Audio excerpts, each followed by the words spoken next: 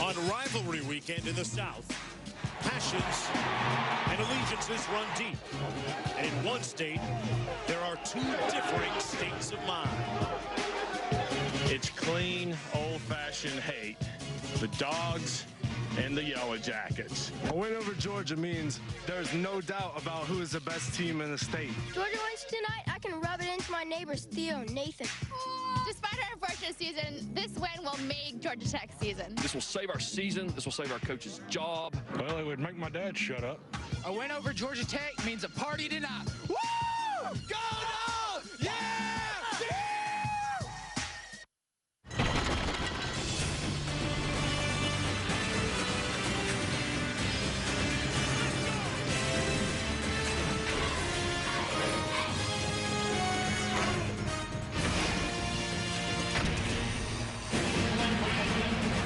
Welcome to ESPN College Football Primetime, presented by Hampton Hotels, part of the SEC on ESPN. From Sanford Stadium, from between the historic hedges, it's Georgia Tech taking on Georgia for the 105th time. I'm Mark Jones along with Bob Davie. Thanks for coming aboard, Bob. Let's look at the headlines, starting with Georgia Tech. Well, last week, Georgia Tech broke a 3-game losing streak and beat Duke. That gave them their 6th win and made them bowl eligible. That's big, but ask any Georgia Tech fan, beating Georgia is even bigger. For Georgia, the motivation is simple. They have to win this game to be bowl eligible and avoid their first losing season since 1996. It's win or the season's over for the Georgia Bulldogs. Hasn't been much of a rivalry of late. The Bulldogs have dominated the Yellow Jackets, winning 8 of the last 9. We'll be back on the other side.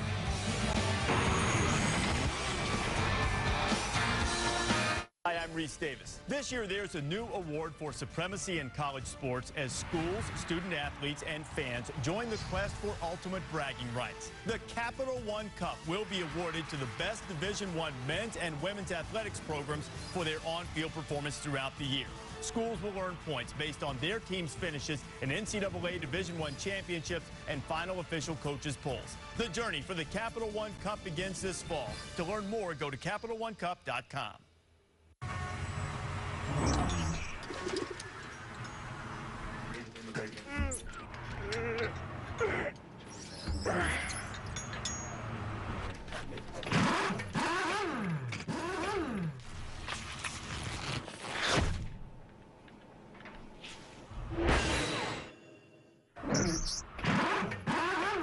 BF Goodrich, the first street tire to pull a 1G turn.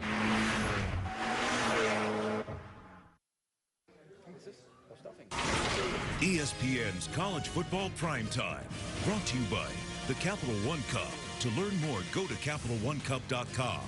New Gillette Fusion Pro Glide. Turn shaving into gliding and skeptics into believers. And BF Goodrich Tires.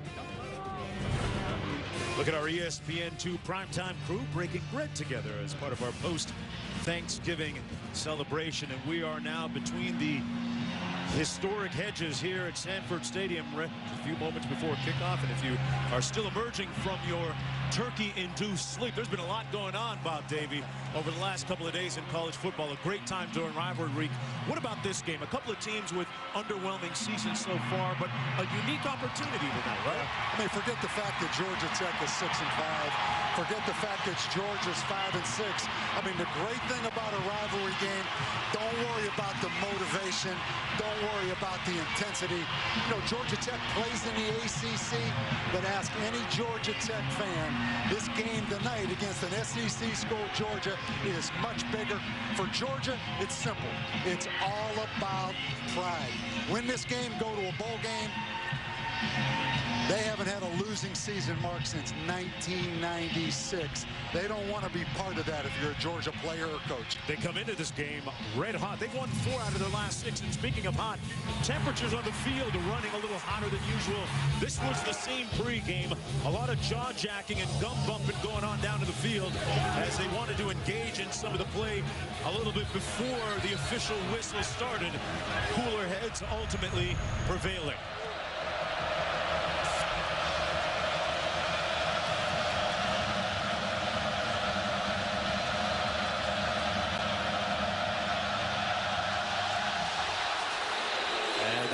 almost underway as Georgia Tech kicks off to Georgia.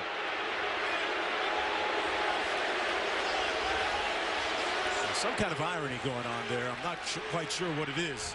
Almost reflective of the seasons both teams have had. We're going to wind it up and do it again.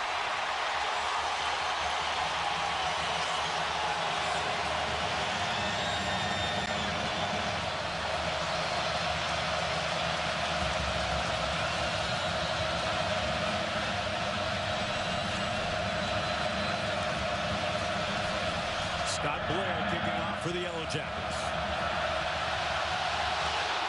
And now we're underway. And a short kick. It comes down at the 27-yard line. Bobbled. Loose ball. And the Yellow Jackets claim they have it.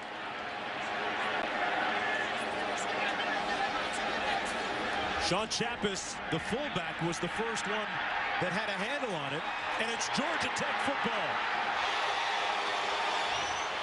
The Yellow Jackets beneficiaries of the game's first turnover on the first play of the game.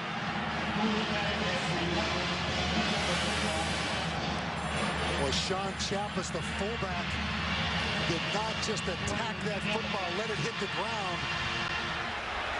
Julian Burnett, the linebacker, comes up with the recovery, but Sean Chappis, a reliable fullback, Mark, let that football play him instead of going and playing the football and being aggressive on it. And Tevin Washington, the quarterback, tosses it out to Ronnie Jones on the game's first play for Georgia Tech. A toss to the wide side of the field. A gain of about 2 or 3 yards on the play. It'll be 2nd down and 7. There's a look at Washington making his 3rd consecutive start at quarterback. Filling in for Joshua Nesbitt, who suffered a broken arm. There he is 3 games ago against Virginia Tech. Nesbitt on the sidelines. Washington has only thrown the ball a few times. Was 2 of 7 last week in their comeback win against Duke. The toss to number 24, Embry Peoples that time. Let's take a look at our impact players.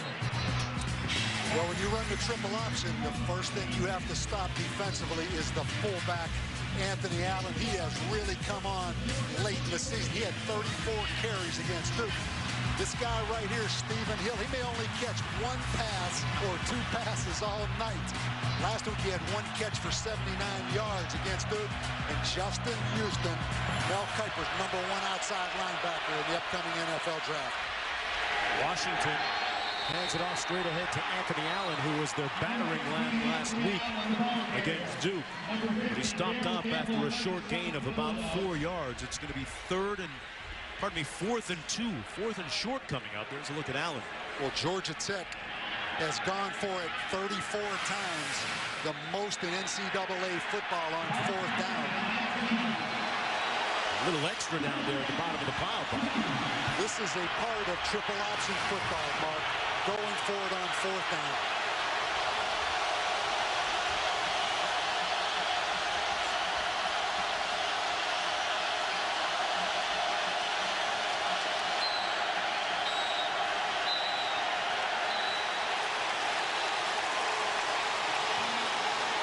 Timeout called by Georgia Tech.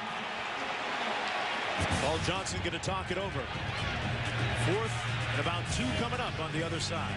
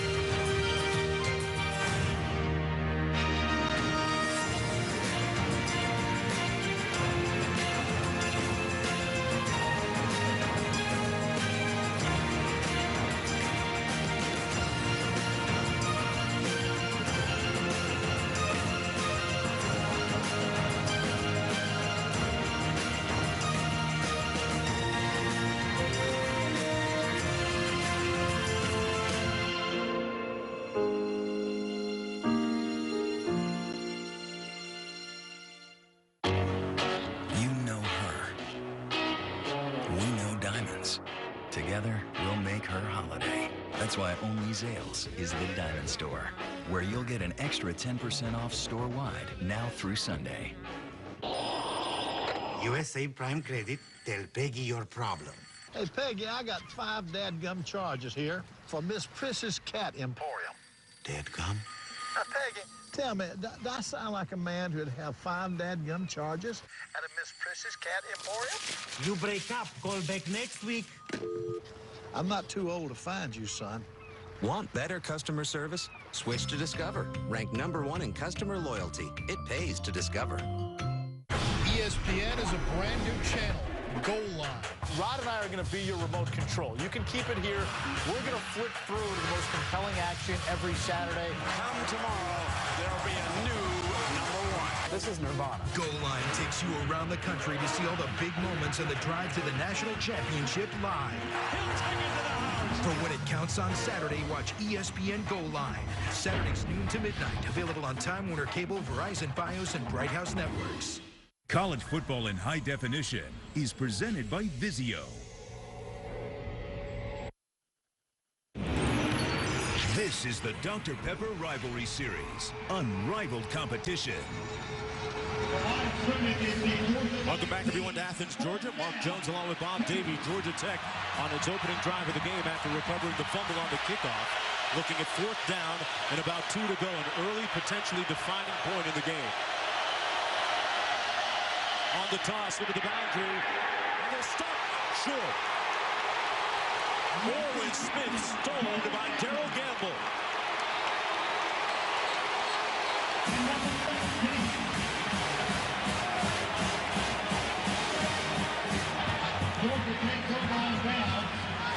Darrell Gamble, the outside linebacker. You're going to see him right here. Georgia Tech comes with the sweep. Darrell Gamble goes underneath the block. That was a big stop on 4th down. Georgia, a 3-4 team. A chance to play that 3-4 defense tonight. Against most teams, they're in the nickel. 1st down, Georgia taking over on downs, coming back the other day. Gain of 1 on the play by Caleb King. Aaron Murray, the starting quarterback, completing about 61% of his passes on the season, 21 touchdown tosses versus just 6 interceptions. He leads all freshmen in the country in passing efficiency. He is a good-looking quarterback. 2nd down and 9 to go for the Bulldogs.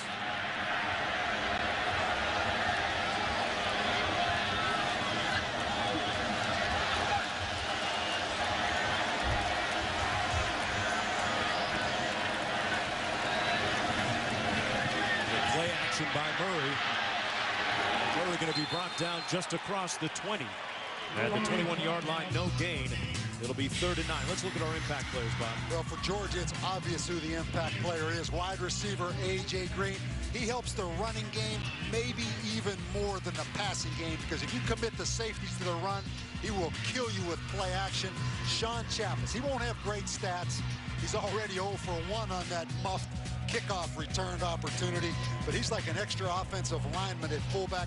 Julian Burnett at about 5'9", really makes a lot of plays for this Georgia Tech defense. Look at A.J. Green, the leading receiver who missed the first 4 games of the season.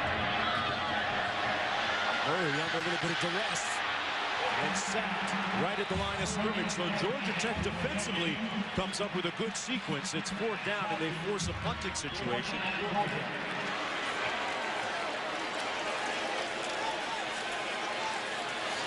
Good opening series for Al Groh, former Virginia head coach, who's the defensive coordinator here at Georgia Tech. Excellent coverage. Tarrant back to receive this punt from Drew Butler. Tarrant back at his own 37. Butler gets off a nice high spiral. Tarrant at the 35. With a nice move initially. And Tarrant into Georgia territory at the 45-yard line. It's a 44-yard punt and 20 yards on the return. And a disappointment look on Mark Richt's face. His 10th season as head coach for Georgia. Interesting comment in our conference call meeting a little bit earlier this week. He said, you know, if this was pro football, the NFL, at this time of the year, with our record, you wouldn't be playing for anything, but that's the beauty of college football. We have bowl eligibility on the line in our rivalry game. Washington sneaks his way down to the 40-yard line, where Akeem Dent makes the stop on the play. Meanwhile, Rick's counterpart is right there, Paul Johnson, in his 3rd season as head coach. Watch Paul Johnson. He is the offensive coordinator in this triple option. No call sheet, no wristbands. He knows this offense inside and out. All the adjustments come from inside his head. You're not going to see him looking down at a game plan or a sheet now. The spread option. Anthony Allen stopped by D'Angelo Tyson. Avery Jones, a loss of 1 on the play. Last year, Georgia Tech lost in Atlanta against the Bulldogs. This is a 3rd and about 5. This is a little bit out of Georgia Tech's comfort zone right here. Tevin Washington only completed 2 passes last week against Duke. And the pile moving forward to the 35-yard line. Anthony Allen picks up 5 on the play, and they get enough for the first down. Mark Jones along with Bob Davie here at Sanford Stadium, Athens, Georgia.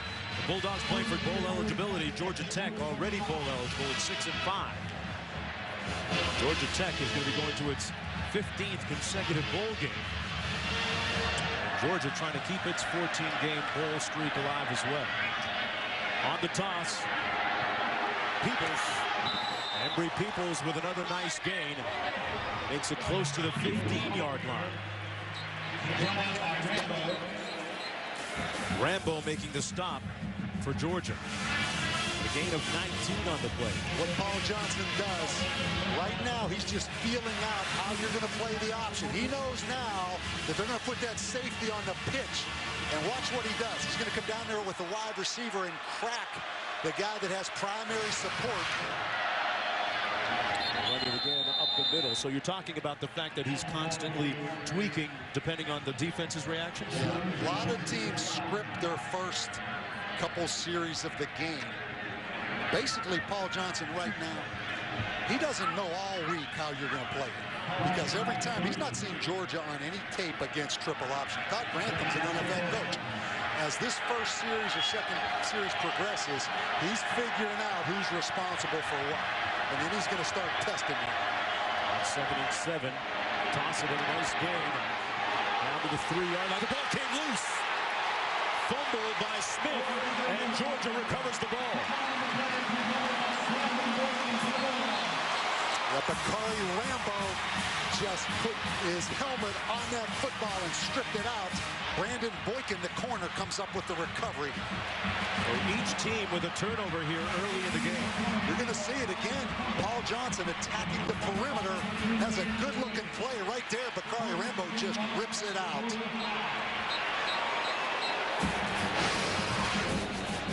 Georgia going to start deep in its own territory. Georgia really surviving some early field position advantage by Georgia Tech right here. Sean Ely now in at tailback. Dotting the I, Sean Chapp is the fullback. Murray at quarterback in charge. 1st and 10. From his own end zone. It's caught. A.J. Green. It doesn't matter if the ball's on the 4-yard line coming out. If it's 1st and 10 or 3rd and 1, every call you make on defense, you better identify where number 8, A.J. Green is. Green, as I mentioned, missed the first 4 games. And since coming back to the team, has really ignited this offense. He changes everything. He changes the running game as much as he does the passing game, because you have to put 2 on him. He passes again over the head of his fullback.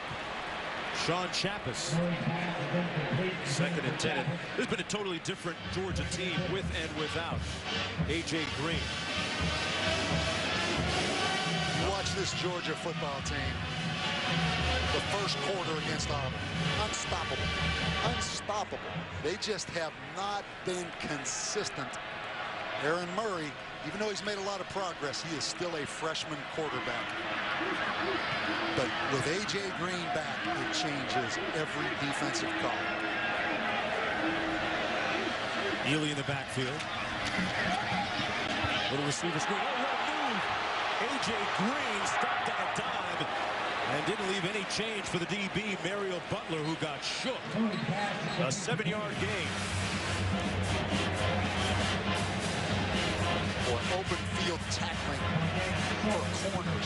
You always think about coverage ability. That's a tough play. You've got it right. I mean, you're talking about on an island against A.J. Green. After he catches the football, just run after catch. Mario Butler had a great game last week against Duke. Big interception return for a touchdown. See why A.J. Green, every call on defense, you have to scheme for A.J. Green. Go empty. Murray passes complete. Chris Durham with a lot of room to go. Chris Durham! Touchdown!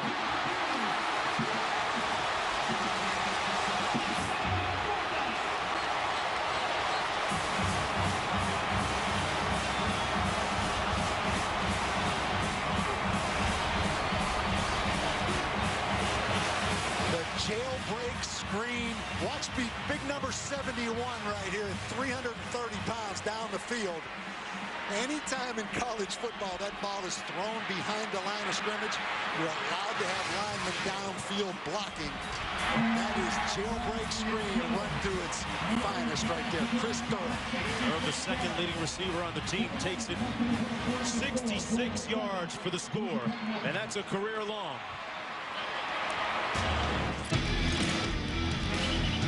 Just watch this jailbreak materialize right here. There's big Glenn downfield.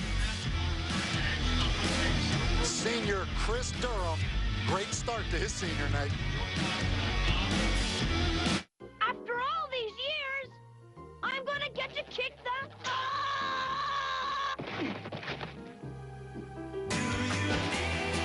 Score double or quadruple Hilton Honors base points. Real value from your friends at Hampton. Some guys think it's cool not to use one. I like having fun, but I always use one. We used one just last night.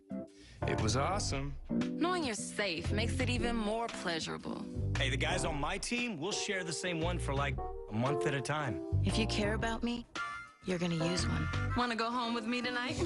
I'm the designated driver. Thank you, designated drivers. Thank you. Thank you. Thank you. What's your 99? Introducing Wendy's new 99-cent everyday value menu. My 99. My 99. How about a beefy double stack? Or maybe a crispy chicken sandwich? Now there are 7 tasty choices for 99 cents. My 99. 99.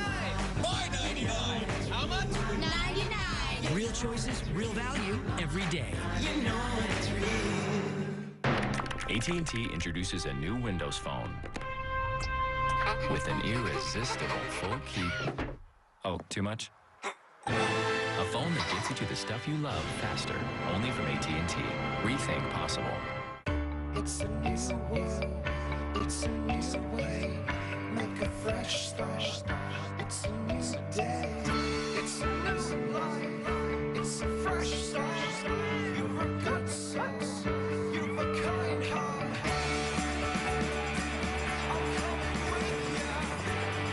TV and internet together at last. The world's first HD TV powered by Google TV. Available at Sony Style and Best Buy.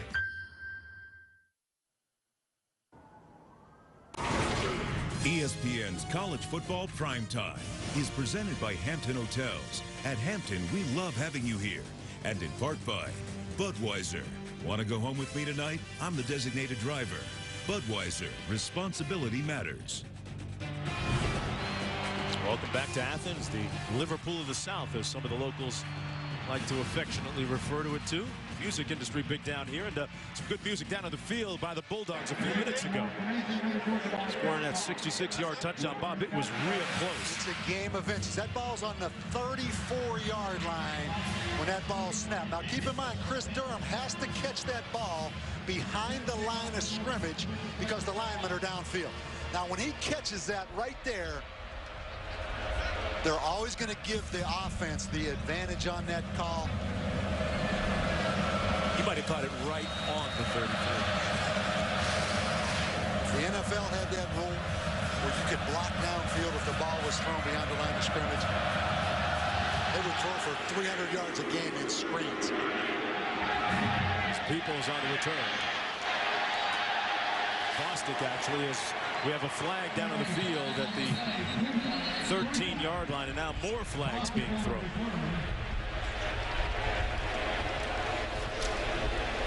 We're still throwing flags down on the field. Fred Holton, the freshman, 39 from Georgia Tech, clearly blocked in the back. During the return, gonna go block in the back, number 39, receiving team. Half the distance to the goal for the spot of the foul. First down. That's a pretty easy call. You're going to see it right there, number 39, Holton. Big advantage in this football game for Georgia special teams. Not just their specialists. I mean, Georgia Tech has a good kicker in Blair. Just overall personnel in the kicking. Georgia Tech has struggled all year in special teams. Been down at their own 6-yard line, 1st and 10. Tevin Washington on the pitch. Over the back, it's Peoples. As we pitch it to Reese back in the studio for this update brought to you by Taco Bell. Reese. All right, Mark, and it is Stanford and Oregon State. Stanford trying to enhance its BCS at-large resume. Andrew Luck's thrown 2 touchdown passes. The second one to Doug Baldwin. 26 on the season, just one behind John Elway and Steve Stenstrom for the Stanford single-season record. It's 14-0. All right, Reese back here. Already 5 different players have carried the ball on offense for Georgia Tech. Allen that time stopped right at the 15-yard line. Well, Paul Johnson said that without Josh Nesbitt, their usual starting quarterback who's out with a broken hand, they lose a lot of experience and leadership. Tevin Washington making just his 3rd start at quarterback for Georgia Tech, a 6-foot, 205-pound sophomore. As I look out here at how Georgia's playing this schematically, it looks like a game to me where the football is going to be out on the perimeter for Georgia Tech. Last week it was a fullback game based on how Duke played. It looks like this right here, outside on the perimeter. They're trying to get there, but nothing doing, cut off. And a gain of 1 on the play and a hard hit on number 24, Embry Peoples, by Bacardi Rambo. They are laying the wood on each other down there on the field. And that's Rambo down on the field for Georgia. One of the most improved players that they've had on defense this year.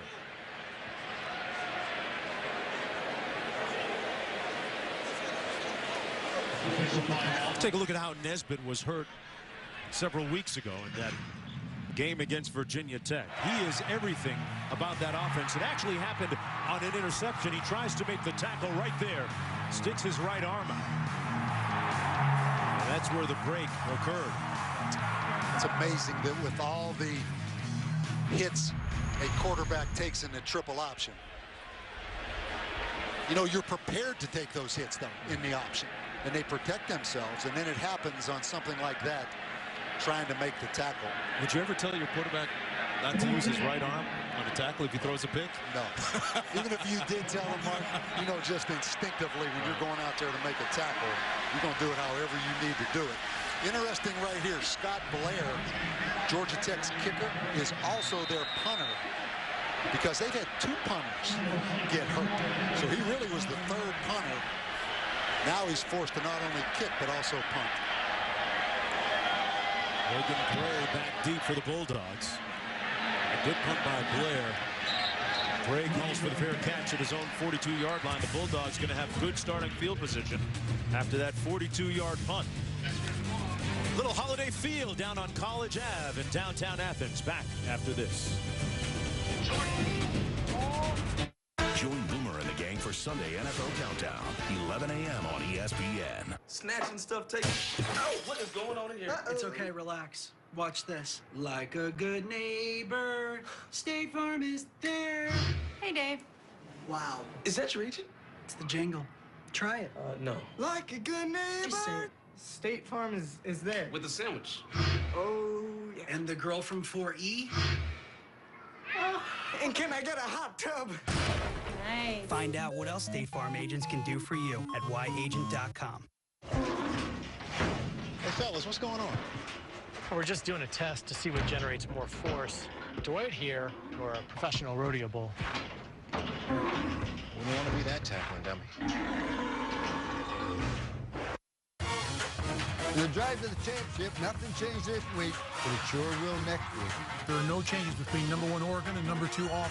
The reason why? They both had byes. Follow the drive to the national championship all season long on College Football Final. Say hello to the new Dremel Trio, the first tool of its kind designed to cut, sand, and route, making it perfect for all kinds of jobs. The handle of the Dremel Trio pivots 90 degrees, giving you the comfort and control to work anywhere, from the floor to the wall to the ceiling. With the Dremel Trio spiral cutting bits, just plunge and cut. Its 360-degree technology allows you to make smooth, intricate cuts in a variety of different materials. With a quick change of accessories, it's perfect for sanding straight or curved edges, from gentle arcs to tight bends. With multiple router bits available, it's an ideal tool for getting into routing for the first time.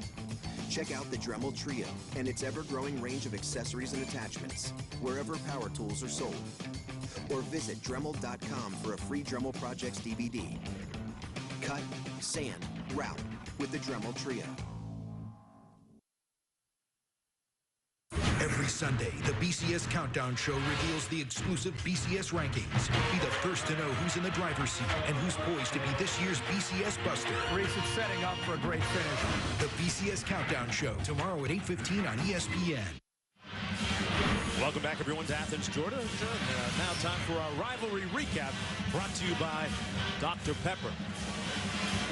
Look at the history of this game. And Bob, courtesy of Adrian Sachs, our production associate, brought up an interesting little nugget in this rivalry, that there were a couple of games that were discounted and discarded by the Georgia Tech side, actually by the Georgia side, because I felt that Georgia Tech used 2 ineligible players about 40 years ago. This is Marshawn Ely gaining a yard on the play. Go back to last year's game. Georgia's offense ran the ball for 339 yards on this Georgia Tech defense. Marshawn Ely, 183 yards last year. Caleb King, 166. Now keep in mind, it's a different defense. It's Al Grove. He came in from Virginia. He's a 3-4 front. But that definitely gives you confidence. But what a great motivator for Georgia Tech's defense. Anytime somebody takes that football and runs it down your throat, a year later, you're going to be motivated now. Ely in the backfield. Pass complete on the edge to #1, Brandon Smith. And Smith gets the first down for the Bulldogs, moves the chains, a 14-yard gain. I tell you, these wide receivers are doing an excellent job blocking. Anytime you throw those little jailbreaks, those little bubble screens, it's receivers helping each other. Chris Durham that time, excellent block on the bubble screen. It was Durham that had the 66-yard touchdown catch in the last series. This is Brandon Smith on the quick toss. Nowhere to go this time, brought down at about the 40. Sweeting making the stop on the play for Georgia Tech. Let's take a look at Bakari Rambo here on this last hit. That looked helmet to helmet.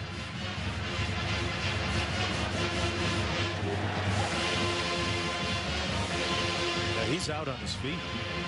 We saw him get up from the turf.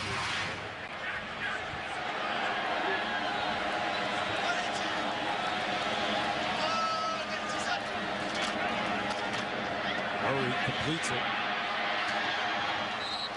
It's A.J. Green making the catch. I was really impressed with Aaron Murray, just watching the tape of the Auburn game.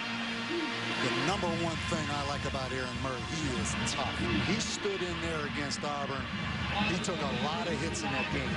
4 sacks, running for his life, but he is a courageous young quarterback with a lot of talent. I think Georgia has found a quarterback for the future in Aaron Murray. Took a shot to the knee and to the sternum. He was questionable at one point as to whether he would play in this game, but started practicing on Tuesday of this week and apparently fine right now. It's off to the fullback. Sean Chappis gets the carry, one of 22 seniors. You're laughing, right? I could hear the surprise in your voice the way you said he handed it off to the fullback. But it's interesting because Al Groh this week talked about implementing their defense against 2-back sets. That used to be something you did in the start of training camp. This is the first 2-back team they have seen all year. That's how much college football has changed. So all of a sudden, the fullback in the game, that's different now for a defense. 1st and 10, and Caleb King lining up in the aisle.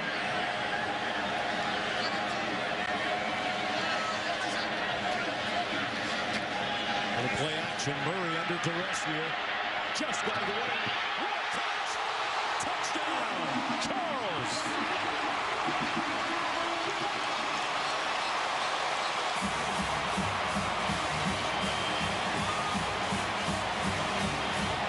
Steven Sylvester, excellent pressure on Aaron Murray. It shows how you have to have a mobile quarterback. He keeps this play alive, and then watch the throw going to his left under duress to Orson Charles, the tight end. Murray and Charles, a couple of guys that go way back to their sophomore high school days. Charles often a guest in the Murray household. Well, you have a tight end and Orson Charles, Mark, that plays like a wide receiver. He's going to come off and run a deep corner route right here. But again, the ability of Aaron Murray. Play action pass, such a weapon with Georgia. Boy, and Murray put it right there. Had 2 touchdown passes in his last 4 attempts. A couple guys from Plant High School in Tampa, Florida, a program that has turned out a lot of great collegiate football play. And again, with A.J. Green on the field, that's the biggest thing that helps that tight end, Orson Charles, because you end up getting a lot of single coverage with safeties on the tight end. That time it was a corner. But A.J. Green changes the dynamics of everything this Georgia offense does. Bob, I know it's only 2:34 to go here in the first quarter, and Georgia Tech only down a couple of touchdowns, but their offense doesn't really seem built for explosiveness and a lot of huge plays. When you think about passing the ball, how much further can they afford to fall behind? Well, they're at that point right now. Georgia Tech has certainly had their opportunities offensively.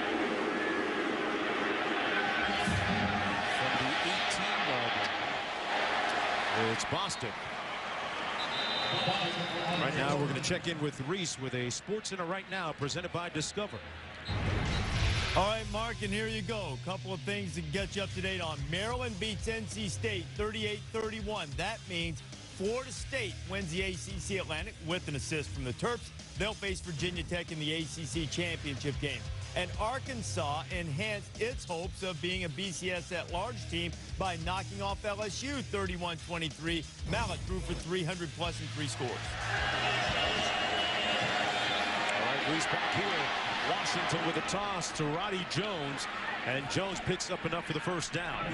A couple years ago in Athens, Jones had a big night, had 214 yards rushing and a couple of touchdowns right here on this soil. They know the perimeter support. Watch the wide receiver's going to crack, and then they're going to get a lead block on the corner right here. Right there, Mark. That ball is going to be on the perimeter all night until Georgia changes that run support. Washington hands it off to Anthony Allen, the first man through. On Talked about Allen being the workhorse last week in that victory against Duke. Had 34 rushes for 168 yards. Transfer from Louisville, picked up 2 on the play. He had 1,100 yards in his 2 years at Louisville. Now has over 1,600 here at Georgia Tech. Was a slot back last year. With the graduation of Michael Dwyer, he becomes that fullback in this offense. On 2nd and 8. Allen again. Let me ask you this, partner. Georgia has had the week off in the wake of losing against Auburn. How much does that extra time help in preparing against this type of offense by Georgia Tech? A lot. And you look at how different this offense is. Todd Grantham, their defensive coordinator, told us they spent 2.5 days in summer camp on Georgia Tech. That far in advance? They went last spring and spent 2.5 days on Georgia Tech, and they scrimmaged it live during the open date. You couldn't do that during a regular game week, but the open date definitely helped Georgia. A little premature movement up front. Looks like D'Angelo Tyson moved early for Georgia. Offside. Defense. Number 94 made contact with the center. 5 yards. Well, Mark Richt's defense has been under the spotlight since he made several changes in his coaching staff a year ago, most notably releasing his defensive coordinator, Willie Martinez, and bringing in Todd Grantham. After the penalty, Georgia Tech with the first down in Bulldog territory, the 47. Washington tosses it. Smith. And Smith makes it down to about the 35, where Sean Williams makes the stop on the play. But a 12-yard gain, and once again, they stay on the perimeter. Anytime you ask your secondary, who has depth off the football and also sometimes width away from the football, to continue to play that pitch on the option, that's probably the most difficult thing. You know, you talk about chop blocks. That's where you get the chop blocks, is out there on the perimeter. And anytime you attack that football as a defensive back, you have to have your eyes on that blocker, because he will block low on you. Anthony Allen straight ahead. How tough is it looking around for guys diving at your legs on? How different is that? Put it this way, defensive players hate playing against this scheme. That's the end of the first 15 minutes of play on senior night here in Athens, Georgia, between the hedges. The home crew leading 14-0 when we come back. The ACC Big Ten Challenge, Tuesday and Wednesday on ESPN. They say we're young and we don't know. We won't find out until we grow. Well, I don't know if all that's true, 'cause you got me and baby, I got you. Now more than ever, you are each other's greatest strength. The Everlong Diamond Knot Collection, the strength of love, forged in a knot. Christmas is in trouble. Yeah, I don't know what a slushy economy is, but even I know it's not nice. Guys, it's okay. We're just gonna need some Christmas magic. Christmas magic time is here. Time for all the boys and girls to cheer. Yeah, no. I was thinking the kind of magic that helps people save money. Oh, snowballs. Awesome prices and no interest for 18 months on purchases of $4.29 or more. Now that's Christmas magic. These sausage pancake bites are an amazing combination. Combine that with a taste and it's a combo. Huh? Dunkin's new sausage pancake bites. Sausage inside maple-flavored pancake. 3 for just $1.59. America runs on Dunkin'. In Jellystone Park, Yogi and Boo Boo. Full speed ahead, Boo Boo. Take the cake. And the pie. And the soda. And the picnic baskets. It's not for stealing picnic baskets. It says Basket Nabber 2000. I do regret calling it that now. On December 17th. Turtle! Grab a taste of 3D fun. It's got a little of everything, and I jump over Boo Boo at the end. No, you don't. I want to try it. I don't care. Baby Bear, rated PG, in theaters December 17th. Where's the heart of a champion? Right here. What's inside? A universe where heartbreak and sadness have been replaced by Old Spice. Old Spice Showtime deodorant.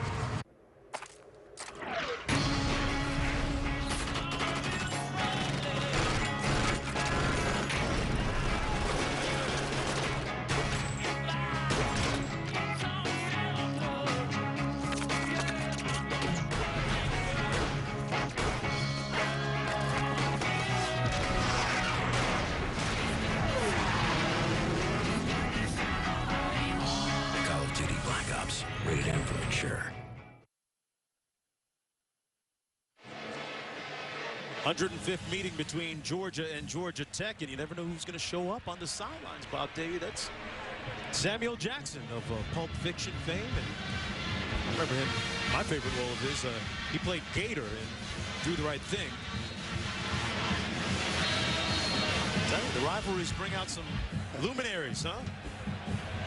Got those Georgia colors on. Start of the second quarter. Straight ahead to Anthony Allen. Allen gets another Georgia Tech first down. Saw Garrison Hurst down there on the sidelines too, former Heisman Trophy winner and Georgia great.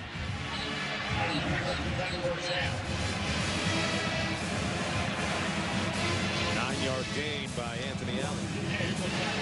Bob, that's one of the few times they didn't take it outside. Well, in that 3-4 defense, there's going to be some bubbles over those guards. That's why you see Georgia Tech running some inside trap in there as well. The toss. A nice cut that time by Roddy Jones. Would have been stopped for a loss. Instead, he picks up about 4.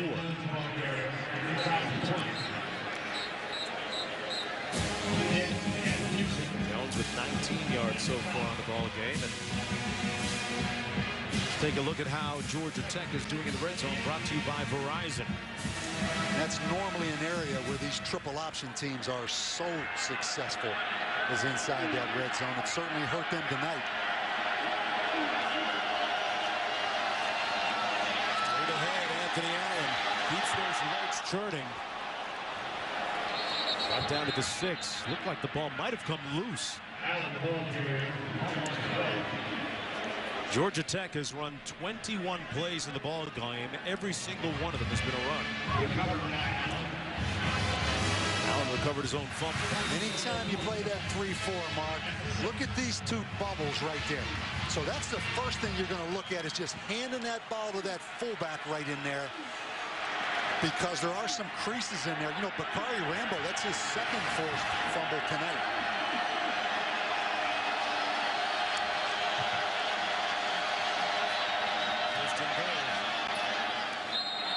It's Allen again, down to about the 2-yard line. A 5-yard gain on the play. Get a look again at this 3-4 defense. I mean, there's a great shot of those two bubbles right there. You're going to ask those inside linebackers to step up. I mean, that's a pretty good crease in there. You see the backside linebacker make the play, but it's about a 3- or 4-yard gain. Second and goal. Washington keeps it himself and scores the touchdown. The Yellow Jackets finally on the scoreboard.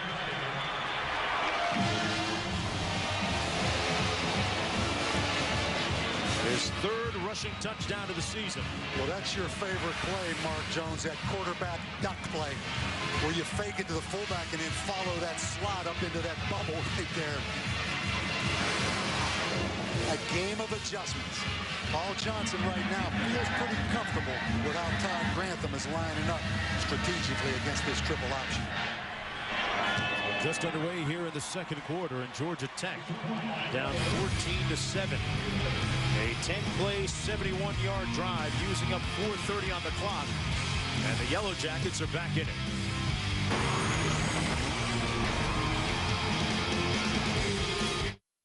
It's the preferred snack of tight ends, of linemen, of putting it on the linemen, and the men that watch them.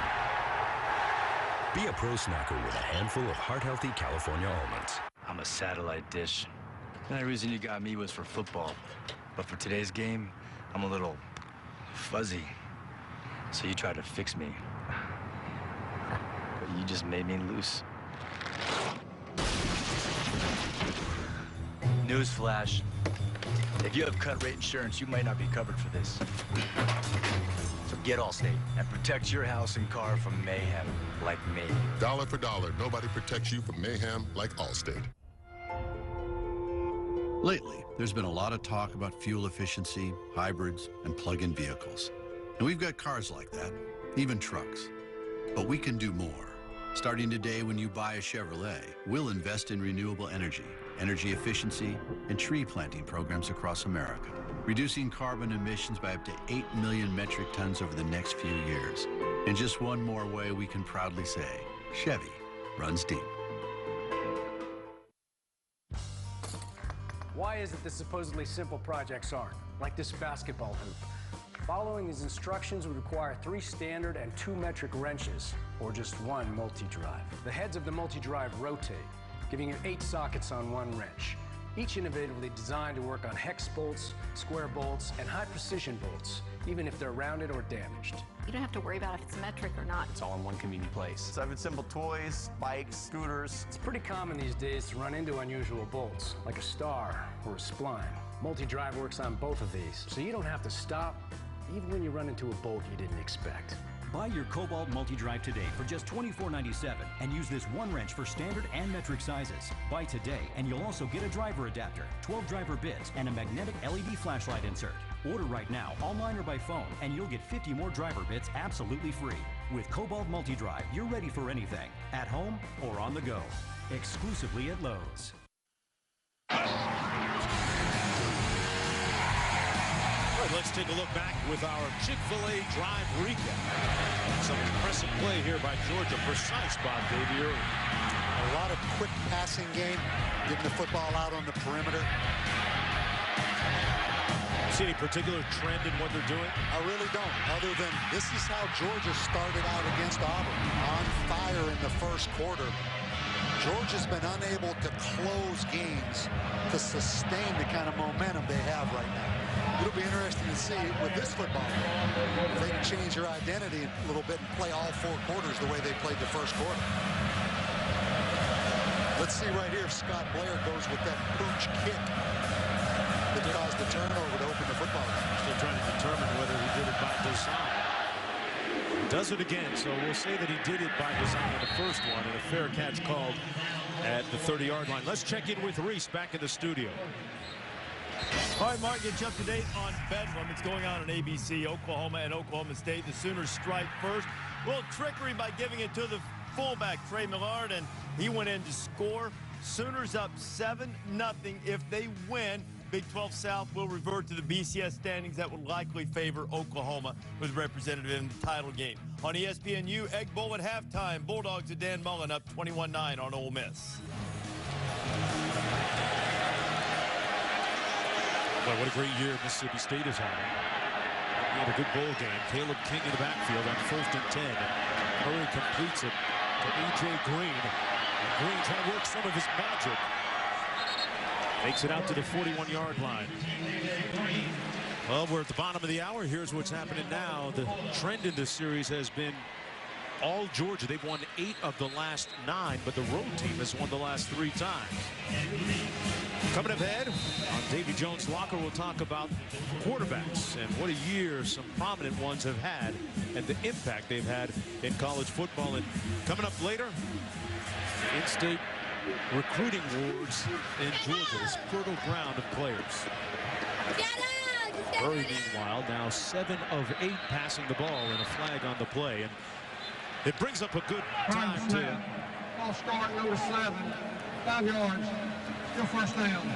Bring up the point, Bob, that Murray and some of his teammates, Tavares King, a couple of his offensive linemen, took a trip last week during the bye week down to Atlanta to watch Georgia Tech play at home against Duke. And word kind of got around via the social networking to some Georgia Tech players. And Anthony Allen, for one of the Yellow Jackets, responded by saying, well, I guess they're either A, bored, or B, means Georgia is worried about us, quote unquote. Well, I think Tech had 42,000 at that game. We're just glad to get some more bodies in that stadium down there. That's a good point. On the toss, this is Caleb King. TJ Barnes making the stop on the play. Players really downplayed the fact that the Georgia players made the trip down. I mean, it is Atlanta. You go to the big city to hang out. I think you're going to get that tape the moment that game's over anyhow. So I give those Georgia guys a lot of credit being interested enough to get down there and watch that football game. All at the 36-yard line. Georgia Tech needed all of that game to come back and defeat Duke, snapping their 3-game losing streak.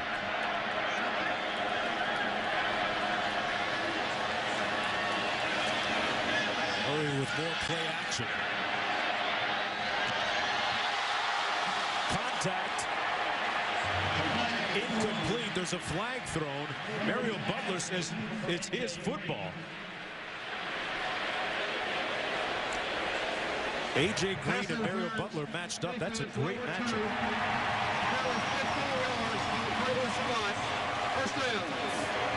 And a penalty against Butler. Yeah, there's no question Mario Butler slipped a little bit, ended up trying to tackle A.J. Green prior to that football getting there. A guy like A.J. Green causes you to panic. I mean, Mario Butler's a good corner, probably the best corner. You know, 39 straight starts.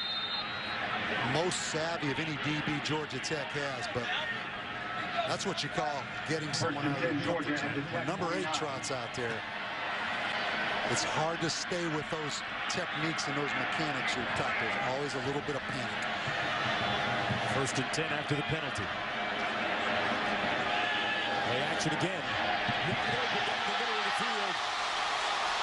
Charles again. 1st down to the 14 for the Bulldogs.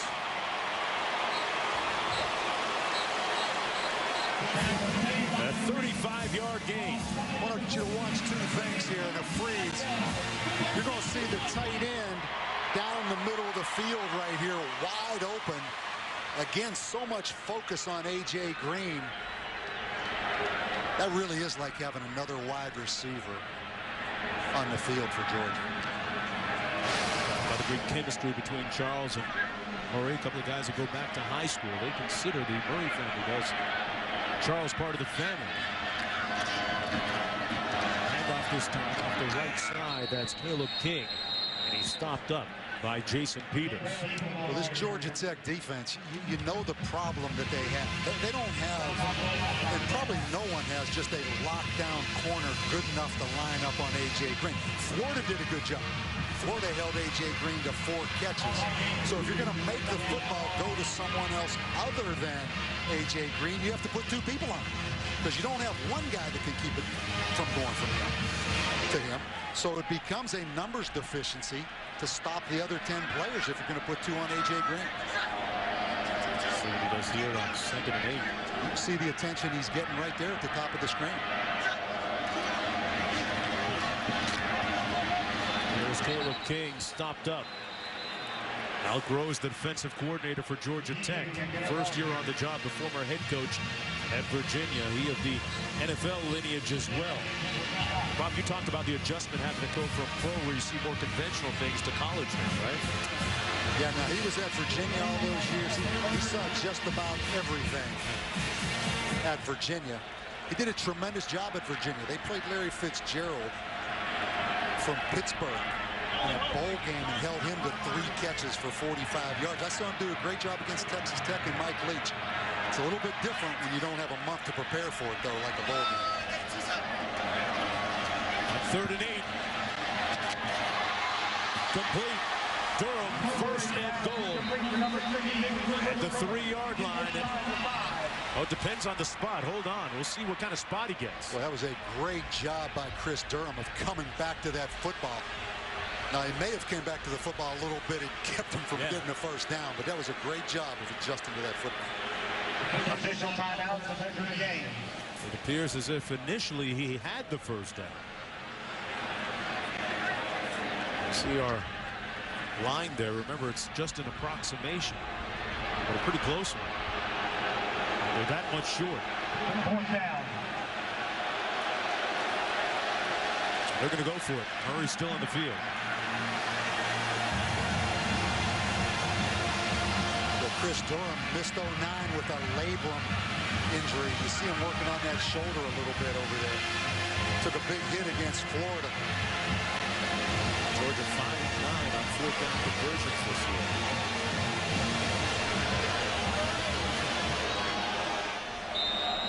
Where if you're Georgia, no penalties. So make sure you get off on the snap count right here.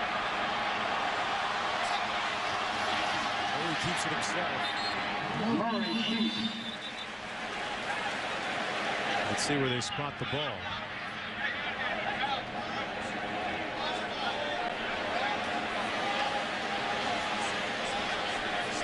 They didn't give him a great spot.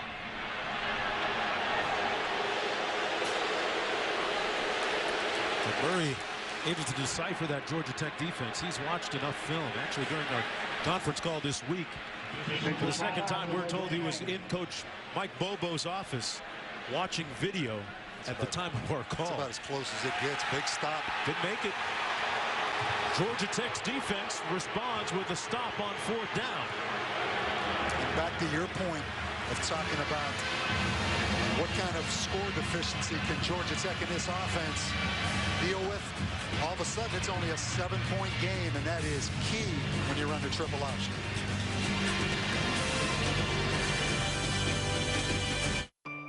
It's been said that the only people who can change the world are the ones who want to. Well, we want to, and we invite you to join us. Starting today, when you buy a Chevrolet, we'll invest in renewable energy, energy efficiency, and tree planting programs across America, reducing carbon emissions by up to 8 million metric tons over the next few years. And just one more way we can proudly say, Chevy runs deep. Are things different now that I'm not crushing quarterbacks every Sunday? Yeah, a little bit. But I still have a taste for greatness. So I love Dr. Pepper. The taste of these 23 flavors can never be equaled. Like me. Pizza for McNabb. I got it. Donovan. Mike? What, man? Come on, Mike, man. Still got it. There's nothing like a pepper. Trust me. I've sent people to the doctor. Start with power, precision, artistry, then stir in passion. That is how legends are made. Padraig Harrington and his Citizen Signature, aspiring to perfection, designed to perform. Padraig Harrington, fueled by passion. Citizen Signature, fueled by light. Citizen, the Signature Collection, the making of a legend.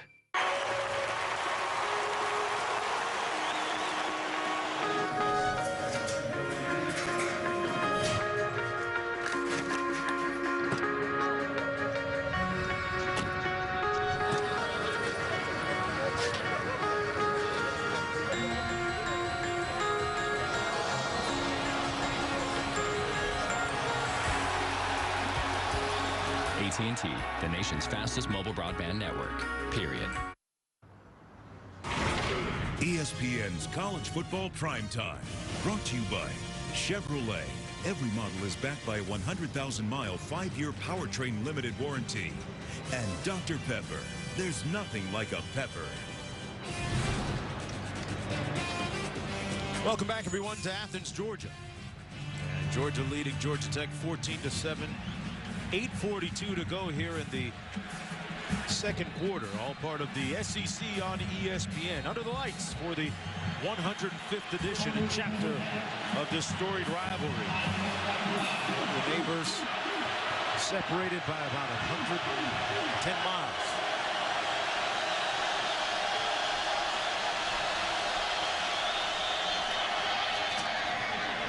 Washington keeps it himself on the quarterback lead out to the 10-yard line, a gain of about 4 on the play. Georgia Tech has run 24 plays tonight, all of them run. And so what's the over-under, Bob, on when they finally throw? Well, up to 50? They only completed 2 last week. Now, the good news is Stephen Hill caught one for 79 yards and a touchdown. If you're getting that many yards per rush, why not keep it up, right? 1.3 per rush. 2nd and 6. Washington on the pitch. Jones with the first down and then some. All the way out to the 33-yard line. Well, Chris Berman hosts ESPN's popular 2-hour pregame show with analysts Tom Jackson, Keyshawn Johnson, Mike Ditka, Chris Carter, NFL insiders Chris Mortensen, and Adam Schefter. Get all the news and the latest updates from stadiums around the league right up to kickoff. NFL Sunday Countdown presented by IBM on ESPN Sunday, 11 a.m. Eastern Time. And in a couple of quick plays out to the 31-yard line for Georgia Tech. The give is to Anthony Allen that time. A very good mix of football on the perimeter and then the little fullback plays inside against the 3-4 defense. Anthony Allen, a former teammate, interestingly enough, there he is, number 18, the transfer from Louisville, former teammate of Aaron Murray at Plant High School in Tampa. DeMarcus Dobbs down for Georgia. He's had an outstanding season. One of the few seniors on this Georgia defense. I think their best defensive lineman. This defense has made some significant strides and improvements this year. You know, they have, Mark. I mean, statistically, they're a little better, but what's hurt them, Auburn? You're judged at a place like Georgia how you play in the big games. That's the bottom line. Against Auburn, they really couldn't stop them. I mean, Auburn scored on their last 5 possessions. Florida, who's struggling in offense, had 450 yards and 34 points. And then Arkansas, early in the season, scored with 15 seconds left on a 40-yard touchdown pass. So they've made some improvement, but not enough improvement for the Georgia fans, I promise. Washington slips and falls at the 32. And Bob, back to your point, if Georgia had stopped Auburn, they'd have been first. Not a lot of teams have been able to really stone. No, that's exactly right. But that's, you know, when they pay you $750,000 as the defensive coordinator at Georgia, you're Todd Grantham, that's the kind of expectations you have. And Mark Richt is going to delegate to you and give you total responsibility. It's a great situation. But that's the pressure that comes with these kind of jobs. 3rd and 9. First pass by Washington is a completed pass at the 43-yard line and a first down to Orwin Smith. So it took nearly 30 plays before they actually threw one, and they completed 12 yards to Smith. What about that? Nice little wheel route by the slot, Orwin Smith. The wide receiver is going to come inside. And you're going to see Orwin Smith right here runs the outside route, and they really stretch the corner. You see right there the corner late getting over. To the edge. There's Preston Lyons on the carry. Picks up about 2 on the play. 2nd down and 8 coming. Al Johnson, the former ACC Coach of the Year the last 2 years. Now a chess match against Grantham, Todd Grantham, defensive coordinator for Georgia.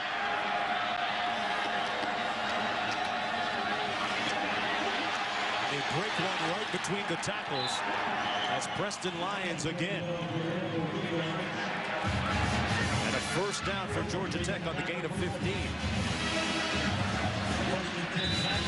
He's found something he likes on the inside of that 3-4 defense. That time running the trap up in there. See the left guard, number 70, pulling right there, popping that fullback through. The 39. Washington breaks a couple of tackles and makes it down to the 36, a gain of 3. Let's go back to Reese in the studio. All right, Mark, Stanford and Oregon State. Andrew Luck has tied John Elway and Steve Stenstrom with his 27th touchdown pass of the year. This is 3rd of the night and 2nd to Doug Baldwin, who made a nifty run after the catch. And Stanford, which has hopes of moving into the top 4 of the BCS and getting an automatic bid, up on the Beavers 24-0.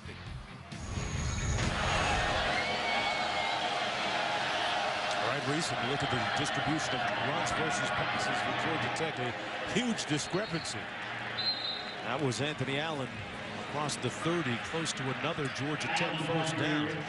It's amazing in college football that the fullback, Anthony Allen, last week, 34 carries for 165 yards against Duke. Now, Duke was taking those linebackers and running them outside on the option flow. Paul Johnson just kept giving it to the fullback. So Anthony Allen is used to this kind of workload. Quarterback lead, Tevin Washington. Boy, Bob, this doesn't sound like you a little bit. I'm scaring myself. The quarterback lead, Washington out to the 25. Look at Josh Nesbitt. That looks like a linebacker disguised as a quarterback over there, doesn't it? Yeah, we've seen him a lot the last couple of years. Yeah, Tevin Washington not nearly as big and strong. Tevin Washington was really a shotgun quarterback in high school with Wetumpka, Alabama. Part of Paul Johnson's first recruiting class. 11th play of the drive coming up. Anthony Allen breaks one down to the 15 and close to another first down. They are just grinding it out against this Bulldog front and finding a good measure of success on this drive. Mark, what they're going to have to do, they're going to have to start taking these defensive ends and slant them inside. Watch the defensive ends again stay outside. There's just a crease in there. So Todd Grantham's going to have to start pinching those guys down inside. That's too easy with that fullback right now against those two bubbles. Washington kept it himself that time and falls forward to the 13. Jones makes the stop and a gain of 3 on them. You know, when Tevin Washington got the call, it was at halftime of that Virginia Tech. We saw the injury by Nesbitt. He broke his hand. And Coach Johnson looked at him and said, hey, you didn't come here to be a backup quarterback your entire career. Get in there. Well, he was so soft-spoken at Virginia Tech, they couldn't hear him. You know, he's a soft-spoken guy, and they couldn't hear him in the huddle. So he's worked on that voice inflection a little bit since becoming the starter. First and 10 to toss. This is Smith, and they string it out. Smith pushed out of bounds after a gain of about 1 on the play. Second and maybe 9 coming up. Mark, you see where Georgia, having coached against these triple option teams, it's so big to get up by 2 touchdowns or more. The fact that Georgia didn't convert on that 4th down was a major part of this football game because Paul Johnson and this offense totally in their comfort zone, just 1 score down. You have to get 14 or 17 points up to put any pressure on them at all. So that's about the margin. Okay, 2nd and 9. Washington tosses it. Huge gaping hole. Touchdown, Roddy Jones. Good job.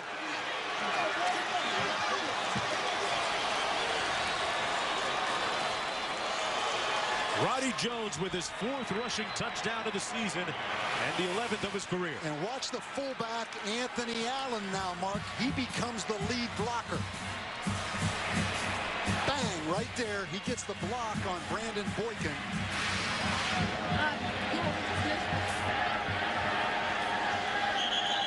Scott Moore. We are just an extra point away from having a tie game. Trying to snap. False start. Number 75. 5 yards. We'll continue with the try. Well, Bob, after watching last night's Boise State game, I'm not taking anything for granted in the kicking game. Hey, if you I don't want ever to hurt see anyone's feelings. Those 2 games, the drastic turnaround from the first half to second half. I've never seen 2 games with as much significance like Auburn and Alabama, Boise State, Nevada, change at halftime. Incredible football games. Both Auburn and Nevada were down huge at the break. The extra point good. They're knotted at 14. 14-play, 95-yard drive. It's rivalry week, folks. And the hits, and the good blocks, and the nice runs just keep on coming.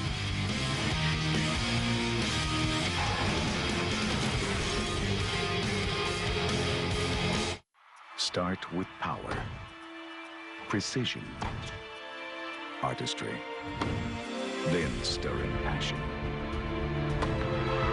That is how legends are made. Kim Clijsters and her Citizen Signature, aspiring to perfection, designed to perform. Kim Clijsters, fueled by passion.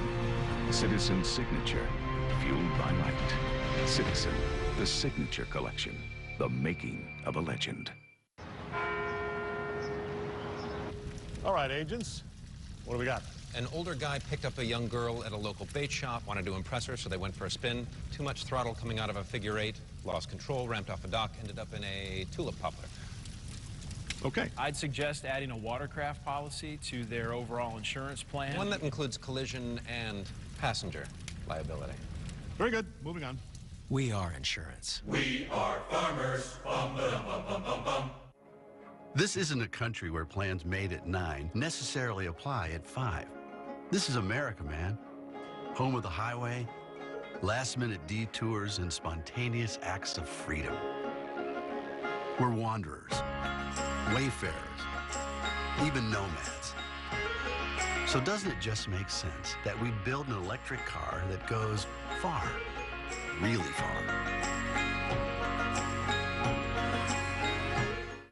It's a new world, it's a new way, make a fresh start, it's a new day, it's a new life, it's a fresh start, you've a good sense, you've a kind heart, I'm coming with you. TV and internet together at last. The world's first HD TV powered by Google TV. Available at Sony Style and Best Buy. The 2011 Rose Bowl game, New Year's Day on ESPN. Playoff hopes are still alive for the 49ers and Cardinals, but time is running out. It's a must-win in the NFC West on ESPN's Monday Night Football. Tied at 14 under the lights here at Sanford Stadium. And the graphic here says it all in terms of the distribution where Georgia Tech is attacking, Bob. What do you make of it? How do you interpret it? Their fullback is their #1 ball carrier, just like last year Dwyer was the #1 carrier. Also the 3-4 defense.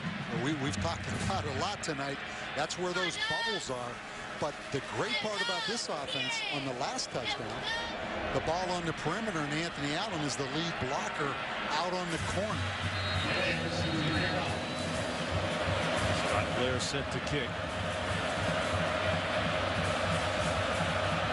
Expect again, pooch kickoff. You see Georgia's return man up at about the 20-yard line. They mishandled it. Georgia Tech kicks another. Really short. This is Boykin who comes down with it. Boykin is brought down to the 33-yard line. Through the generations, one symbol has really epitomized the Bulldog football and basketball and athletic family. UGAAINC checking it out. Start with power, precision, artistry, then stirring passion. That is how legends are made. Padraig Harrington and his Citizen Signature, aspiring to perfection, designed to perform. Padraig Harrington, fueled by passion. Citizen Signature, fueled by light. Citizen, the Signature Collection, the making of a legend. Sunday starts here. Can Vic continue to amaze against the stingy D of the 7-3 Bears? And Tampa's Mike Williams shares how his mom has influenced his career. He was playing catch, and she was like, you can catch like a wide receiver. Sunday NFL Countdown, 11 a.m. on ESPN. ABC this January. They said they came in peace. She's covering up something big. They lied. No one can comprehend the magnitude of what is coming. ABC's V, They Return. Tuesday, January 4th on ABC. You get job benefits, company benefits, even card member benefits. But did you know DirecTV comes with benefits too? I live for the 101 Network. They have my favorite dramas and show them the way I like them. Uncut and commercial-free. I just tuned to channel 101. I love DirecTV Cinema for all the movies in 1080p. P is in pretty freaking awesome picture quality. Same as Blu-ray. It all starts at channel 125. You've got the benefits of the best TV. DirecTV. The road to the most college basketball begins with ESPN Full Court on DirecTV. Watch top-ranked teams from across the nation collide, no matter where you live. Get over 30 games per week of key rivalries and top conference action you can't see anywhere else. Every game is a home game with ESPN Full Court on DirecTV. Don't miss your chance to get a piece of the action. Call 1-800-GET-SPORTS or visit directtv.com/fullcourt. I'm Reese Davis. Coming up on the Wendy's halftime report, we'll show you highlights from Bedlam, Oklahoma, and Oklahoma State with a little more defense than you might have expected. Seminoles helped themselves against the Gators. They don't fear the Turtle. They sure would like to thank him as the Noles are on their way to the ACC championship game. And we have Pride champions in the Big Ten. So who gets left out? The BCS. Mark and Lou will debate. Might not be as clear-cut as you think. We'll see you at halftime.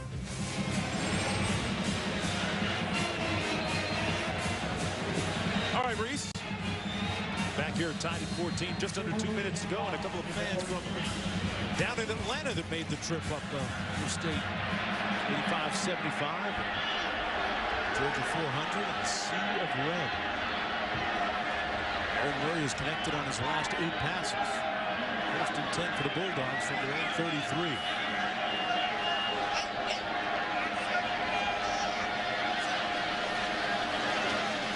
Flag down on the near side of the field. The pass complete underneath to Washaun Ely.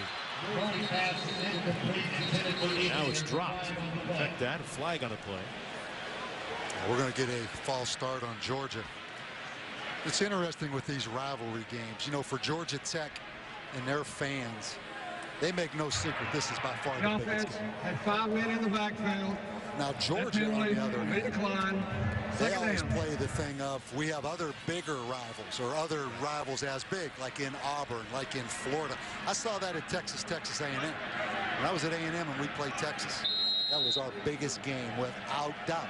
And Texas always played well, we have the Oklahoma game as well, right? Right. But for Georgia Tech, there is no doubt. And for Georgia, talking to Mark Richt and their players. Face a multitude of challenges. 2nd and 10.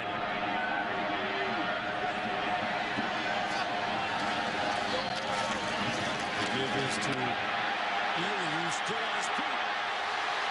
Picks up a block here. And Ely with a roll deep into Georgia Tech territory. First down and 10. With time winding down here in the first half. A 34-yard scamper. Washaun Ely, suspended early in the year. He gets a nice little block inside right there by big 77 Trenton Sturdivant. And then Aaron Murray coming in there late, kind of getting in the way. What a crazy year it's been for Ely. You talked about the 2-game suspension. He was benched for a couple of fumbles against South Carolina as well. The game we did earlier this year. Atoning for some of that on that last run.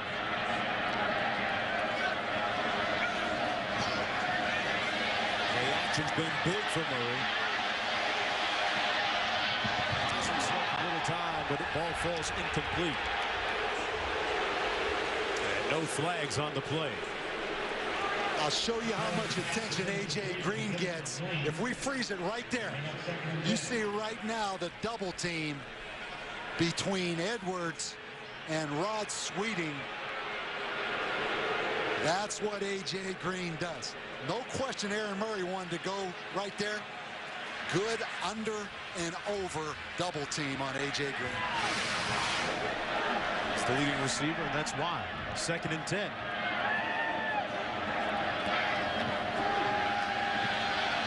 Oh, he fires. Pass caught, and it's complete to Durham. Here's Durham already with a touchdown catch in the game. Picks up 17 and a first down. Well, if you're going to double A.J. Green, that means Chris Durham gets one-on-one with Dominic Reese down here at the bottom of the field. You can't double them all, Mark. I promise you. Orson Charles, Chris Durham, also Washaun Ely in the running game. A.J. Green helps every phase of it. This is Ely straight up the middle. Down to the 3-yard line. Blasted through that Georgia Tech front. A 13-yard gain.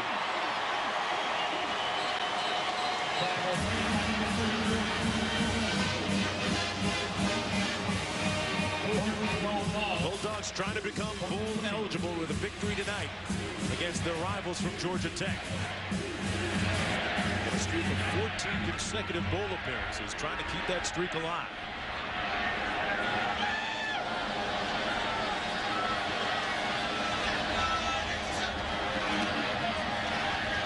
Murray with time. Gonna get his pirouette. Touchdown.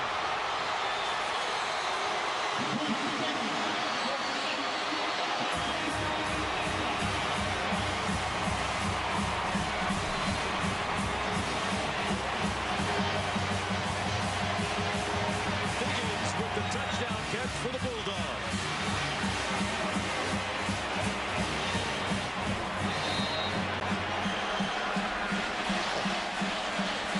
Contrast how long it takes Georgia Tech to score in that triple option and how quickly, when you're a passing team, you can come back and strike.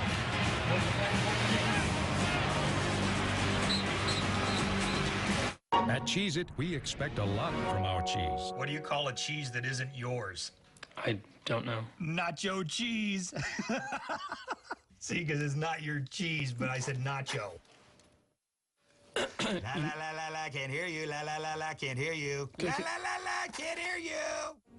That's when I decided to fully invest in my 401k. We take the time for our cheese to mature before we bake it into every delicious cracker. Because at Cheez-It, real cheese matters. Are you ready? I'm ready. John, your car's here. Go get him, Tiger. When you're hitting the road for business, Good luck. Enterprise will pick you up and get you on the road to success. Pick Enterprise. We'll pick you up. When you're a quarterback in the NFL,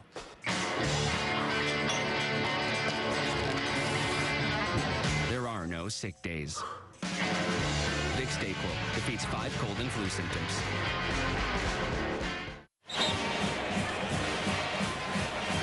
Welcome back, everyone, to Athens, Georgia. Boy, what a quick strike offense that time by the Bulldogs. Well, it took Georgia Tech 6 minutes and 37 seconds to score to make it 14-14. It took Georgia and this quarterback right here, Aaron Murray, all of 1:08. You like Aaron Murray, don't you? Big time. Showed a lot of promise early in the year, and, you know, he really, I think, defined himself in that Auburn game, albeit a loss, where he took some huge hits and got back up off the turf to play. He got nailed a couple times by Nick Fairley. This is the guy that broke his ankle his senior year in high school. Came back and played in high school playoffs. That's a tough guy.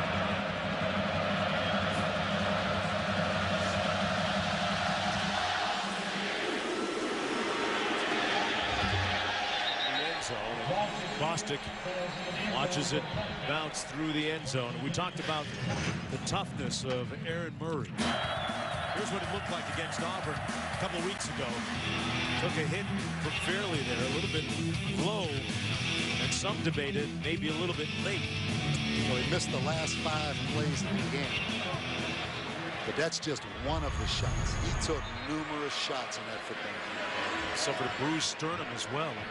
Didn't start practicing again until Tuesday, even though they did have the off week.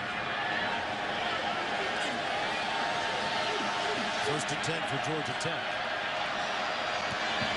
It's their second complete pass of the night on their second attempt of the night. Up to the 23-yard line. Hill finally makes his presence known. Picks up 3. Now, if you're a receiver at Georgia Tech, do they take you out of like the embalming every once in a while? Do they take you out of the refrigerator? I mean, and they've had some great ones here over the last couple of years. Well, I think that's an interesting debate or conversation as the Paul Johnson era moves forward. Now, they did have the #1 receiver drafted in the NFL draft last year in Demario Thomas, but he wasn't recruited to Georgia Tech with this scheme or this head coach. That was Shan Gailey who recruited those guys, and that's the interesting debate, I think, moving forward. What kind of players, particularly at the skill positions, can you recruit in this style of offense? It makes you wonder in a pro-type town like Atlanta, where they like a little bit of sizzle on their steak, will it ultimately work? Some people would perceive this type of offense as a rather conservative. But you know what? You weigh that against an 11-win season last year and a bunch of wins the previous season in Paul Johnson's first year as head coach, and it's kind of tough to argue with success. 2nd and 7. To the run, and it's Anthony Allen with a first down for the Yellow Jackets. And I guess beauty's in the eye of the beholder. I love watching that fullback right there crease that line of scrimmage. But with everything, there's a trade-off. And I think Paul Johnson does an unbelievable job with this offense. And I think people in Georgia Tech embrace this because he's winning. 11 wins a season ago. Down a little bit this year at 6-5 coming into this one. Some that speculate they might be headed to a bowl game, perhaps in Shreveport, playing the Independence Bowl.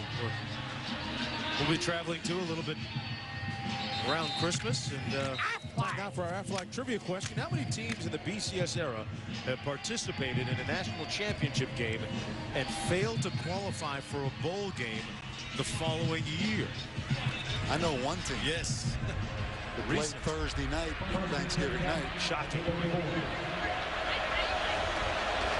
Get back to the answer on that before the half is over. This is Peoples. And Embry Peoples takes it close to the 40-yard line. Stopped for a gain of about 6 on the play. And here's where you'd love to have the ability to throw the football. Obviously. Hail Mary up top for Stephen Hill, perhaps. They come back the other way. Number 15, that's Corey Earls, picking up 6. Back to our Aflac trivia question and the answer. How many teams in the BCS era have participated in a national championship game and then failed to qualify for a bowl game the following year? Boy, Texas.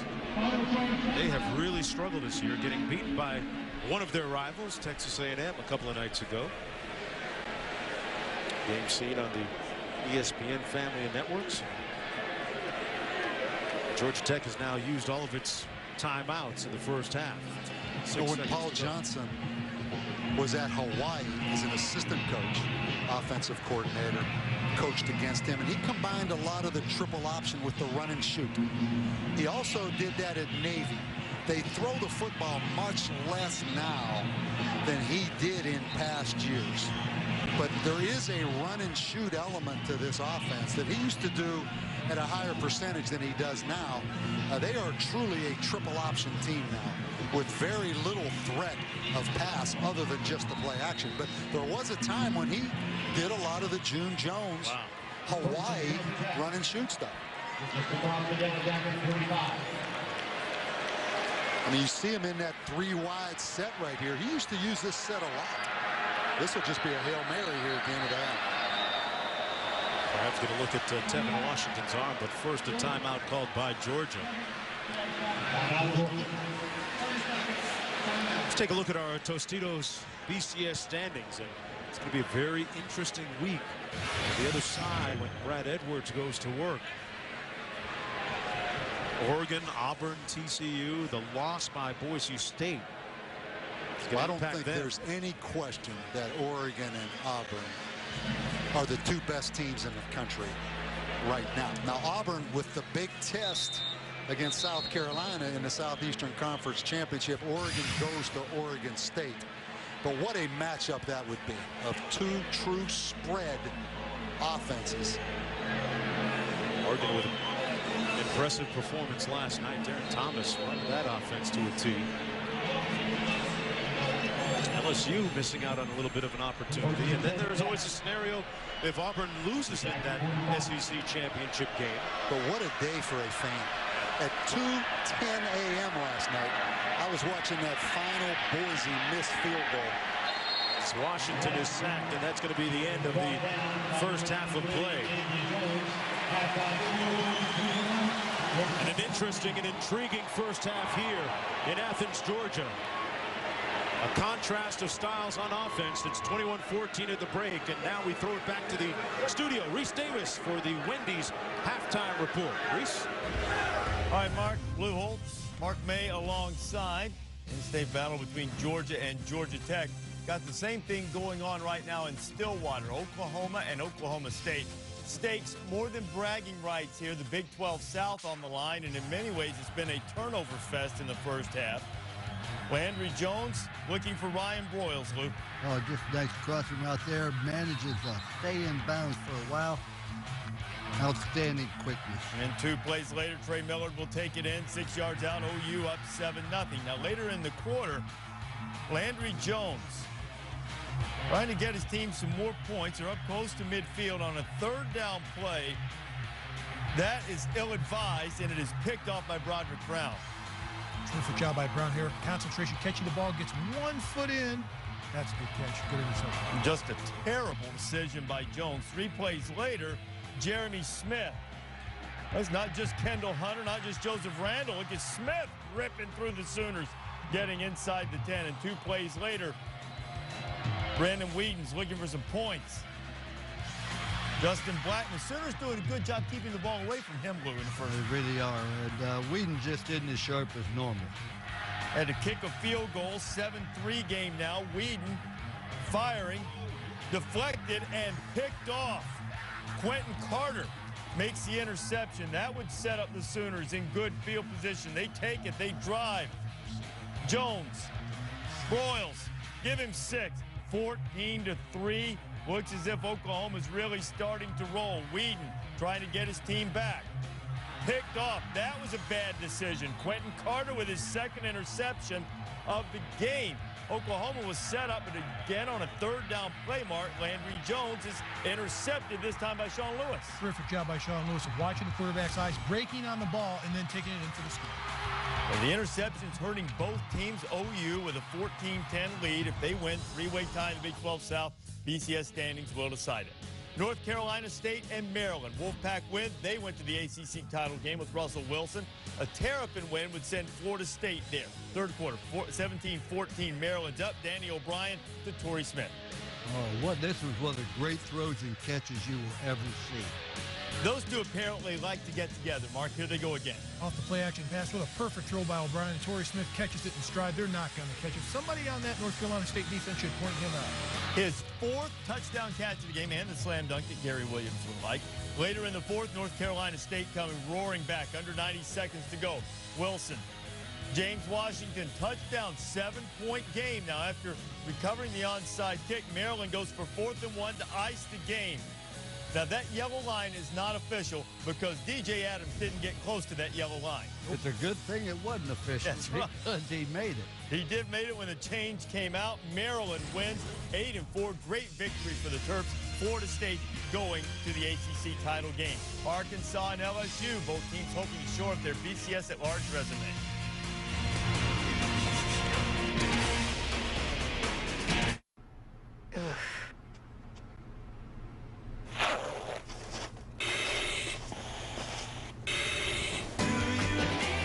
Linens and duvet washed fresh for every guest. Real value from your friends at Hampton. Snatching stuff, taking... Oh, what is going on in here? It's okay, relax. Watch this. Like a good neighbor, State Farm is there. Hey, Dave. Wow. Is that your agent? It's the jingle. Try it. No. Like a good neighbor. State Farm is there. With a sandwich. Oh, yeah. And the girl from 4E? Oh, and can I get a hot tub? Nice. Find out what else State Farm agents can do for you at yagent.com. This is the iPhone 4. Its lithium polymer battery lets you work longer, play longer, laugh longer, listen longer, shoot, edit, share, update, download, read, write, and even FaceTime longer, all on the world's thinnest smartphone, the iPhone 4.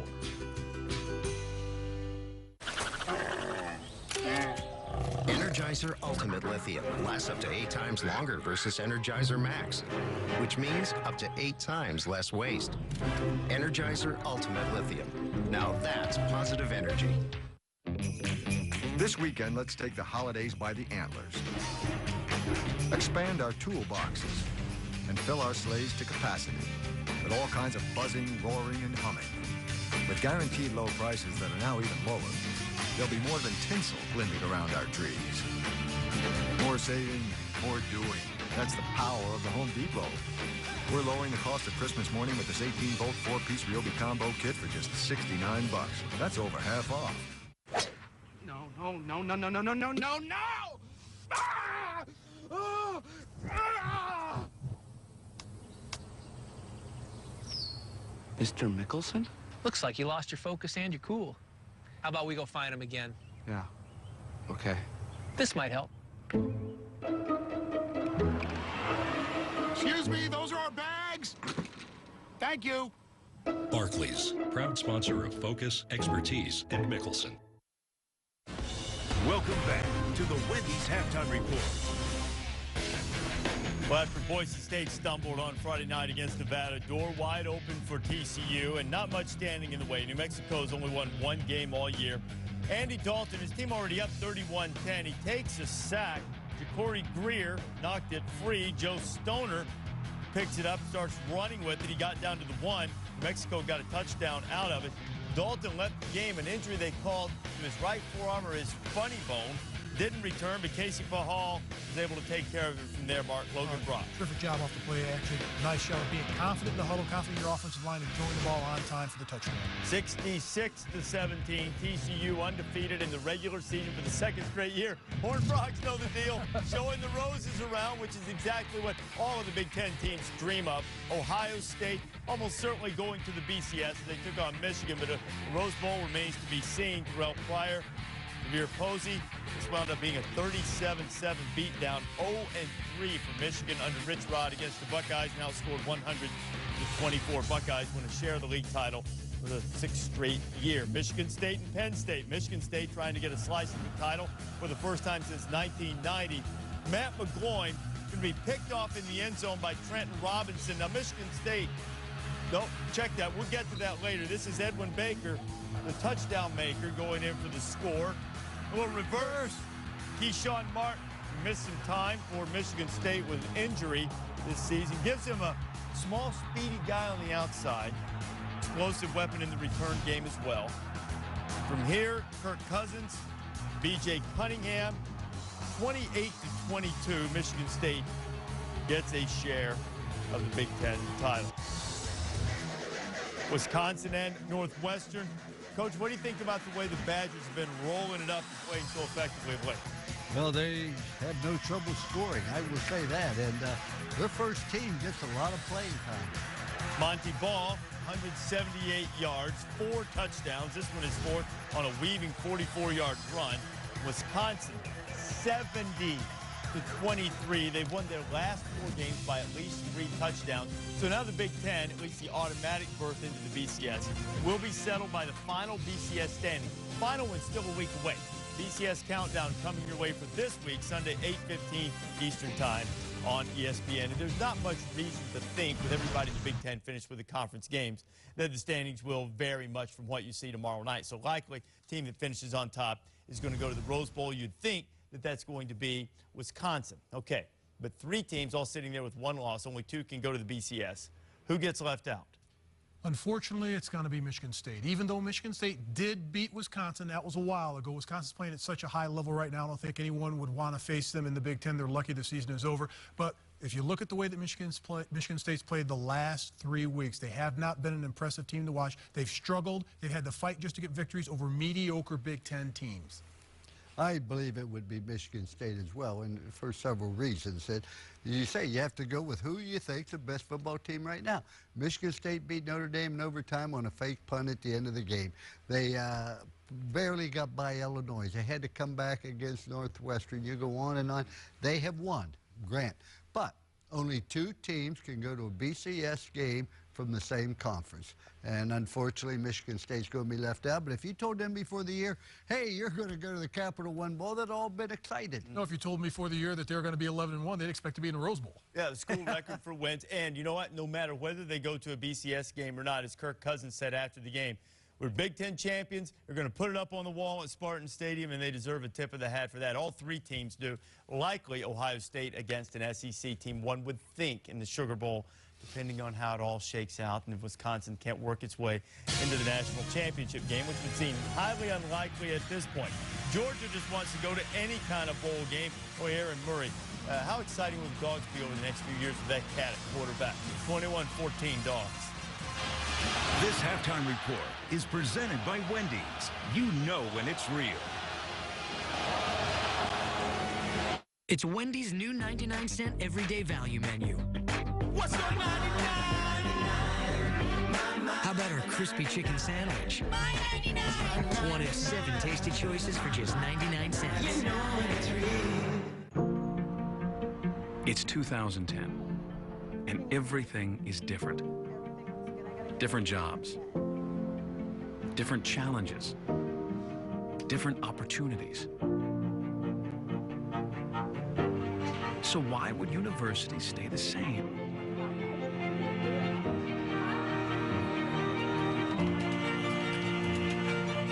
University of Phoenix, because an educated world is a better world.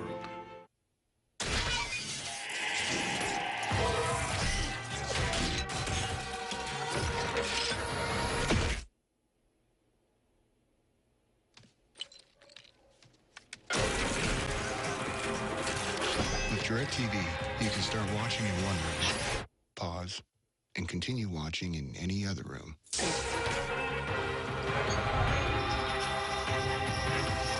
Don't just watch TV, DirecTV. You know her. We know diamonds. Together, we'll make her holiday. That's why Only Zales is the diamond store, where you'll get an extra 10% off store-wide now through Sunday. Going forward, fast, and never looking back. Going up, take it up, bring it back, y'all. Sing it back, take it back. The energy drink for your feet. With Zig-Tech, I get more gain, less pain.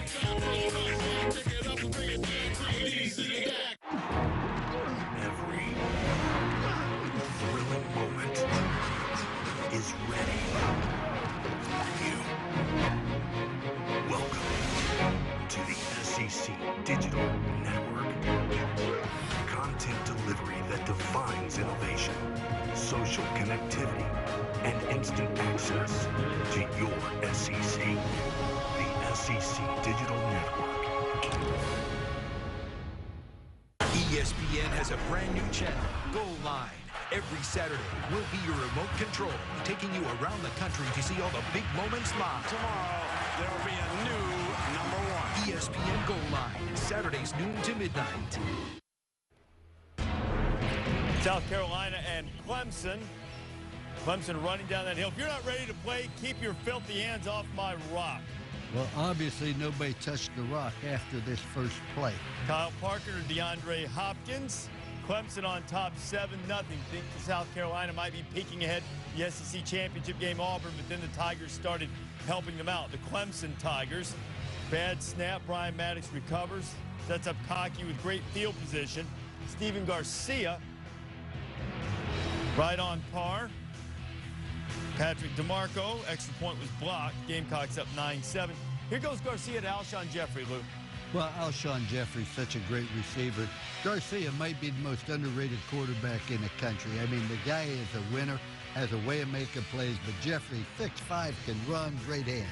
Kyle Parker, meanwhile, and sometimes you get another at bat in baseball. Not there. Pick 6 by Antonio Allen.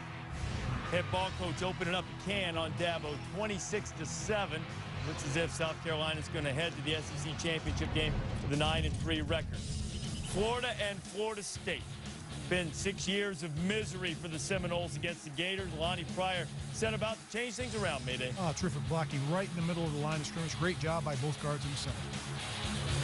Florida trying to get anything going. Chaz Henry fakes the punt. This is the 9th time since Urban's been at Florida that he's faked the punt, and the first time he's failed to get the first down. Christian Ponder made him pay. Mark, Christian Ponder, Rodney Smith. Great protection, standing tall in the pocket, but what a pretty pass delivered to the wide receiver right in stride. And then Lou Ponder to Willie Halstead. Well, Ponder's just having a tremendous year, and I'm glad to see that Florida State will be playing in the conference championship game because they're the best team in that league right now. 31-7, Virginia Virginia Tech. Better than Virginia Tech? Well, we're going to find that out. Virginia Tech and Florida State, the Mad Hatter minus his hat going into Arkansas. Now, this is the last play of the first half. Tied 14, Ryan Mallett to Kobe Hamilton. This can't happen, can it? Never happened, Coach. Yes, it can. No, I didn't say it could. Of course it can. I said it should. No, but it did. What about the old defensive back coaching? I got none of that. 31-23, Arkansas had the lead. Jordan Jefferson sack. Whooping. Might be headed to a BCS game. 10 wins for Arkansas, 31-23. LSU will certainly be eligible too. It'll be interesting to see what the Sugar Bowl does. Roddy Jones going in for Tech. Ramblin' Wreck within 7 between the hedges.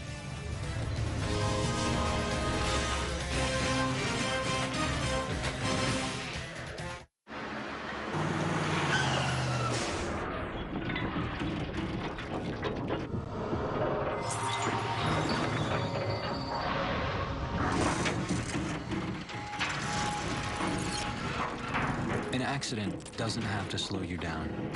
From new car replacement and guaranteed repairs to 24-hour claims assistance, we do all we can to help you move on. Liberty Mutual Auto Insurance. Responsibility. What's your policy? AT&T introduces a new Windows Phone with beauty and brains. A phone that gets you to the stuff you love faster, only from AT&T. Rethink possible. The University of Georgia Arch stands as a symbol of academic excellence at the nation's first state-chartered institution of higher education.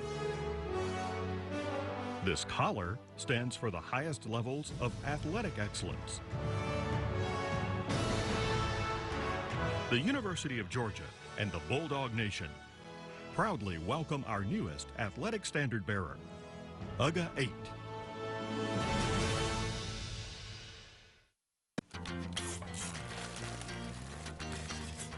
I want to ride.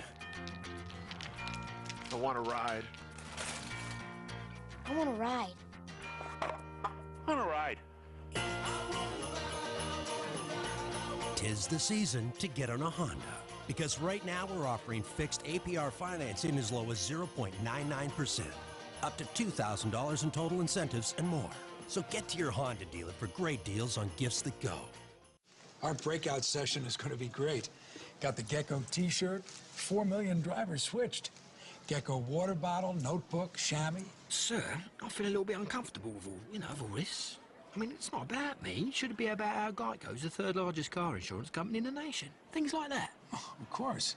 We're not going to get carried away. Yeah, all right. As long as we don't overdo it. Geico. 15 minutes could save you 15% or more on car insurance. It's Week 12 on Sunday NFL Countdown. Times are tumultuous in Tennessee. He texted me and apologized. I think face-to-face is a man thing. Has Vince Young sung his last tune in the Music City? Plus, It still haunts me to this day of all the wrong things that I did to those dogs. we'll show you how Michael Vick continued his road to redemption. I'm trying to be the best ambassador in the community I can be. Also, how will Vick fare against the Bears' ferocious D? All this and more, Sunday, 11 a.m. Eastern on Sunday NFL Countdown. And now let's send it over to Mike Tirico and the Monday Night Football gang. Boomer, thanks. San Francisco, Arizona, both teams 3-7. However, because the NFC West is the worst division in the NFL, these teams still alive. The winner still has a chance to win the division, and they do have difference-making players. And with Arizona, it's Larry Fitzgerald. And get the ball to Larry Fitzgerald early and often. Ken Wisenhunt, in his first 11 plays that are scripted, likes to get those explosive plays. When you've got a wide receiver like Larry Fitzgerald and a strong-arm quarterback like Derek Anderson, attack down the field. Frank Gore of the 49ers. He's their leading rusher. Matter of fact, he's their only rusher, and he's their leading receiver. If Arizona can stop Frank Gore, they'll win this game, but he's a hard guy to stop. San Francisco swept the Cardinals last year. We'll see what happens Monday night in the desert, 8:30 Eastern. Oregon State and Stanford. Stanford, you know, if they move into the top 4 in the BCS, they could be an automatic qualifier. Look at Harbaugh. Keep your feet in a wide position, Jim. Jim doesn't mess around now. Andrew Luck is tied John Elway and Steve Stenstrom for the season record of touchdown passes at Stanford, throwing 3 in this game. First one to Zach Ertz, throwing 27 on the year. Doug Baldwin getting one, and he would get another one on a crossing route and make a nifty run for a touchdown. Stanford just scored again. But here's that third touchdown pass from Luck. A great run afterwards by Baldwin. Luck's working on an invite at the very least to New York City. Yes. 250 yards, 3 touchdowns. Stanford blowing out Oregon State on their way to finishing 11-1. Washington and Cal. Cal needing to win to become bowl eligible. Washington trying to avoid a loss in order to become bowl eligible. 2 ticks left on the clock. Sark did not kick the tying field goal. Gave it to Chris Paul. Washington still alive. They win the Apple Cup. They can go to a bowl. They'll be at 500. Notre Dame and USC. How about Tommy Rees to Michael Floyd? Oh, Michael Floyd is unstoppable this game. Southern Cal's had problems all year long on pass defense. And then Deval Kamara making the catch from Tommy Rees. Notre Dame. They've lost 800 straight times to USC. Just 8. It only feels like 800. 2.5 games, they've not given up a touchdown. True. Army, Utah. Okay. Oklahoma State and Oklahoma. Landry Jones has thrown a couple of picks, finds Cameron Kenny for the touchdown, and now Boomer is up 21-10 on the road. 4.5 to go in Oklahoma State right now, facing a 3rd and 19 in their own territory. If you want to check that one out, it's on ABC. If Oklahoma holds on to the lead, there will be a 3-way tie for the Big 12 South Championship. Winner will be determined by the BCS standings that would likely favor the Sooners and put them into the Big 12 Championship game against Nebraska. Well, Chris Durham, look at showing the heels to the field, 66 yards from Aaron Murray. Dogs. And the Dogs have a 21-14 lead. This halftime report is presented by Wendy's. You know when it's real. It's Wendy's new 99-cent everyday value menu. What's on 99? How about our beefy double stack? Mine. One of 7 tasty choices for just 99 cents. Where's the heart of a champion? Right here. What's inside? A universe where heartbreak and sadness have been replaced by Old Spice. Old Spice Showtime deodorant.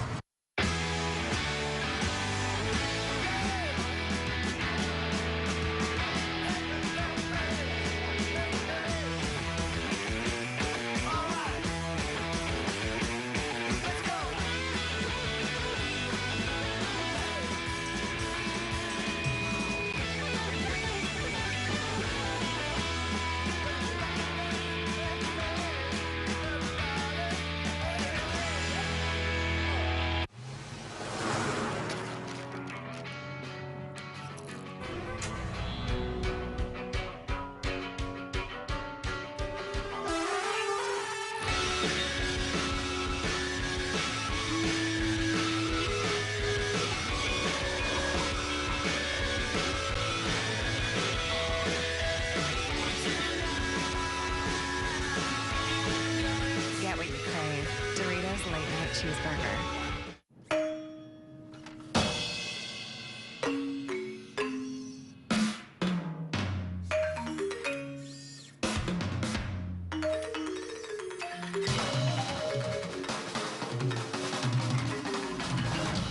There is only one place where great students and advanced technology strike just the right note.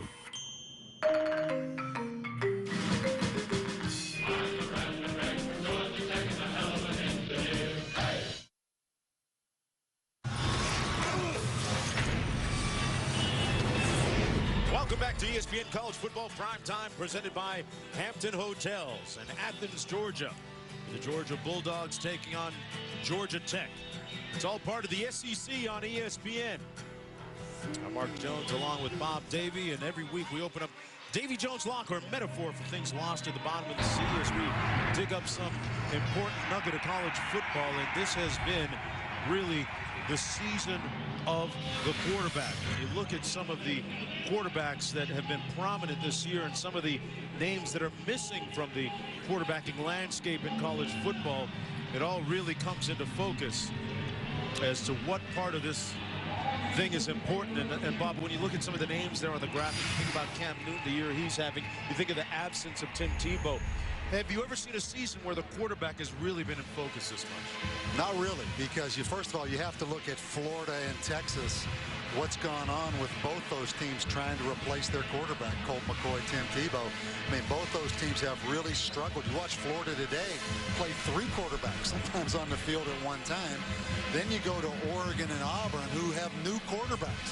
You know, Jeremiah Masoli was the quarterback at Oregon last year. They have a new quarterback. Auburn, Cam Newton's at Blinn College last year. So you have number 1 and 2 in the country with new quarterbacks. And the thing in common they all have, whether it's Tebow, McCoy, Newton, they all can run.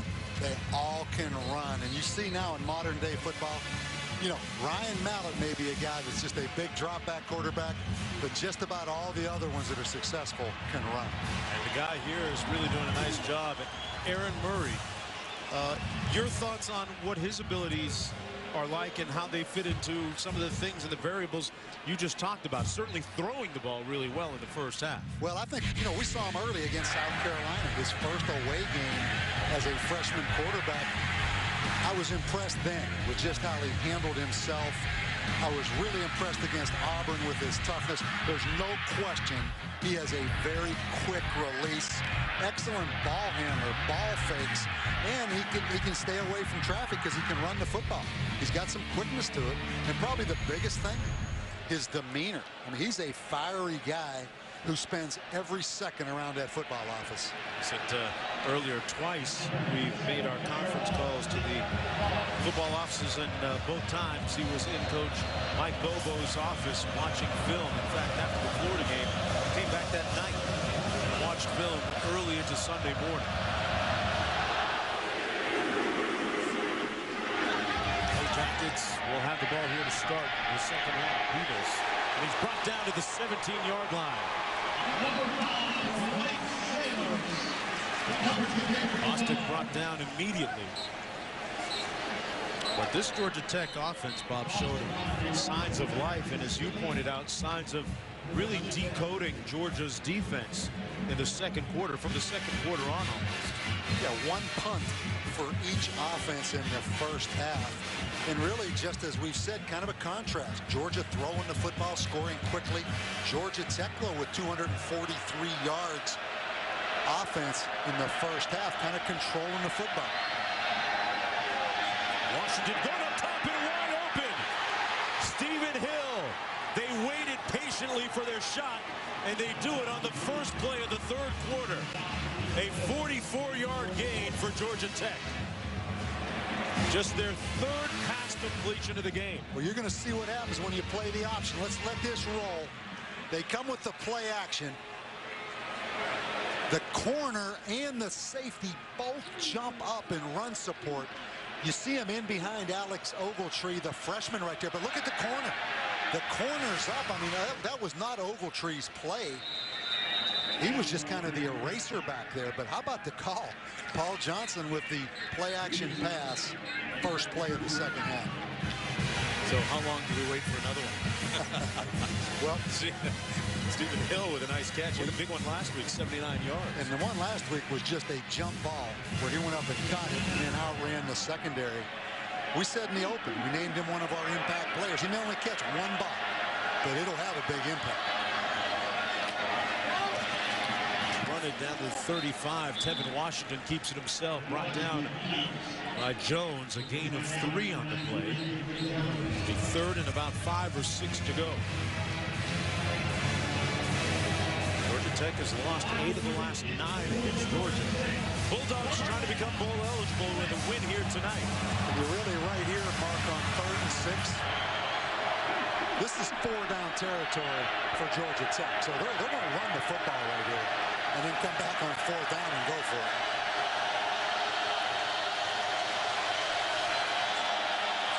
Washington on the toss. A little bit of room for Ronnie Jones. And Jones has enough for the first down, crossing the 30 of Georgia to pick up 7 on the play. Ronnie Jones, the 5'9" junior, whose brother Darius plays football at Air Force. Again, Anthony Allen, the fullback, out there blocking on that perimeter. The #1 rushing offense in the country.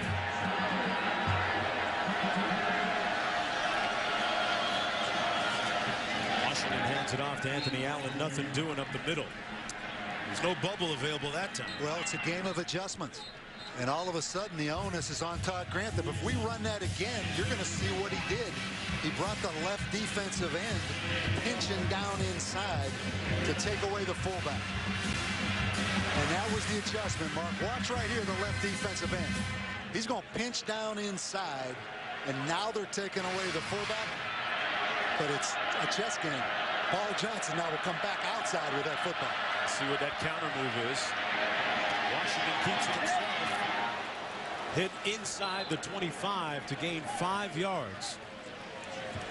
Good tackle by Alex Ogletree. You talk about a big, good-looking free safety. About 6'3", 225 pounds, just a freshman. Todd Grantham said, you know, he's the free safety of the future. He's going to make some mistakes, but we're going to live with those mistakes because this guy is so talented. A true freshman from Georgia. This game's so important in terms of implications for recruiting. 3rd and 5. Anthony Allen keeps it between the tackles. About 3 on the play. Bob, you mentioned 4th-down territory. 4th down coming up right here. We'll see what happens. Again, the defensive end pinching down inside to take away that fullback. The next thing he loves off of that is the quarterback duck, where the quarterback fakes it to the fullback, lets that end pinch down inside, and the quarterback takes it outside the end. They were stoned on 4th down earlier in the first quarter. See what happens here.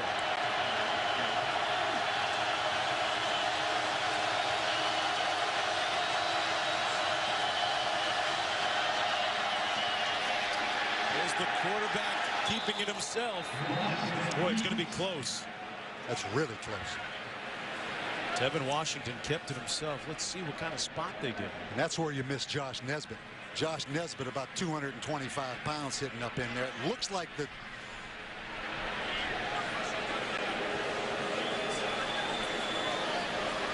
That's a tough-looking quarterback right there.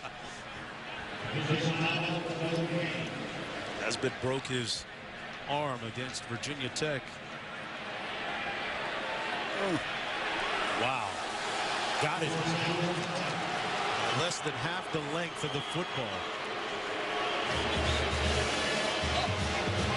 So many eyeballs from the state of Georgia watching this game. You look at the schools that are in the proximity of this area. So many implications for recruiting. Look at the number of players from the state for the respective teams. Washington on the toss. Got a nice block. Touchdown. You talk about playing low blocks. The block by Anthony Allen. That is the cut block, which is totally legal at its finest right there. Let's take a look. Watch the fullback, Anthony Allen, number 18. Right there, chops down the safety for Georgia. Your eyes on defense. You cannot look at the ball carrier. You have to look at the blocker, or your feet will be up over top of your head. Number 36 with the touchdown run. And there's the guy that sprung loose. Anthony Allen for Peoples is his first rushing touchdown of the season. We have a flag down in the field. Do you realize how hard it is out there in the open field? You have the ball carrier coming at you. You want to look at the ball carrier because that's who you're going to tackle, but you have that fullback just chopping down at your angle, at your ankles. That's top of it.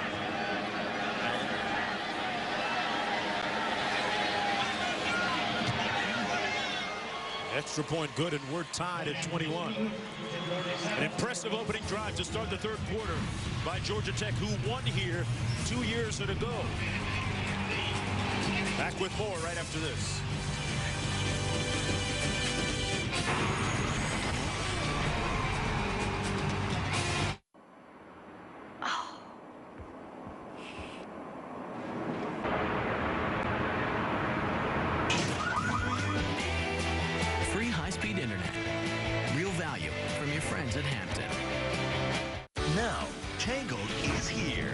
laugh out loud funny. Arms in. Arms in. Knees apart. Knees apart. Knees apart. Tangled is a must-see. 4 stars. Tangled, rated PG. Now playing in 3D. Energizer Ultimate Lithium lasts up to 8 times longer versus Energizer Max, which means up to 8 times less waste. Energizer Ultimate Lithium. Now that's positive energy. Could switching to Geico really save you 15% or more on car insurance? Does a former drill sergeant make a terrible therapist? And that's why yellow makes me sad, I think. That's interesting. You know what makes me sad? You do! Maybe we should chug on over to Mamby-Pamby land, where maybe we can find some self-confidence for you, you jackwagon! Tissue?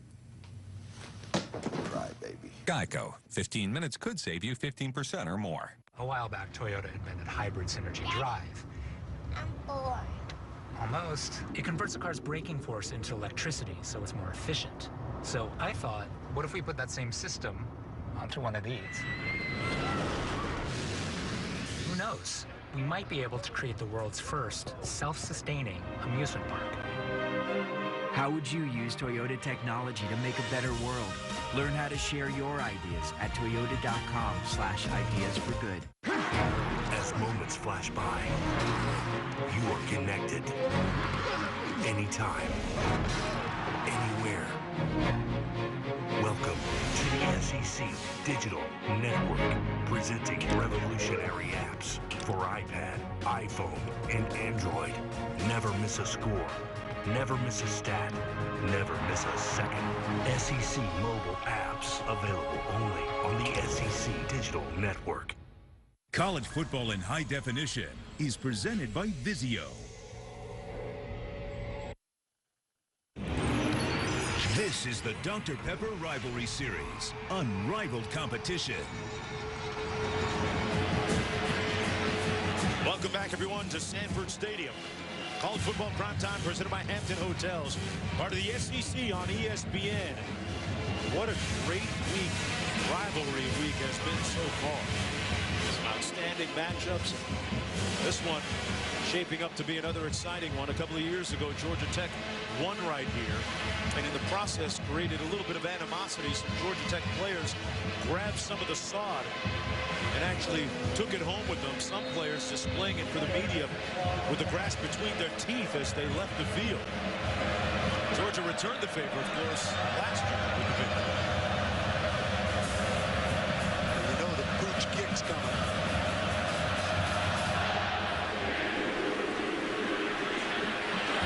Down to the 18 to Boykin. Bring it loose.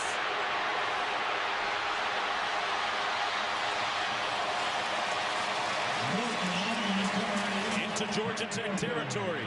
Well, what happens when you pooch kick that thing? You kind of take for granted a little bit from a coverage standpoint that they're going to fair catch it. That time Scott Blair kicked that ball a little farther than he wanted, but you see the Georgia Tech special teams problems continue. They gave up a huge kickoff return to Virginia Tech. That has really been a vulnerable position, special teams for Georgia Tech all season long. 48.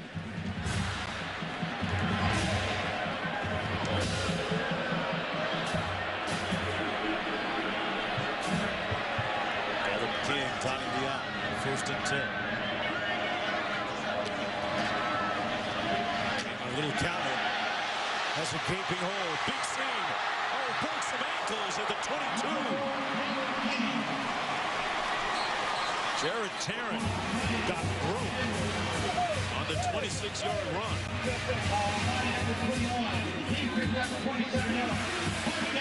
You watch this play, this is a designated wideback. The fullback's going to start here, then block back.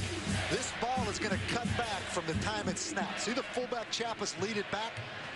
And then in the open field, he just breaks down the safety, Gerard Tarrant, right there. 1st and 10, King in. Again. Another 1st down. Ball came loose. And Georgia Tech recovers it.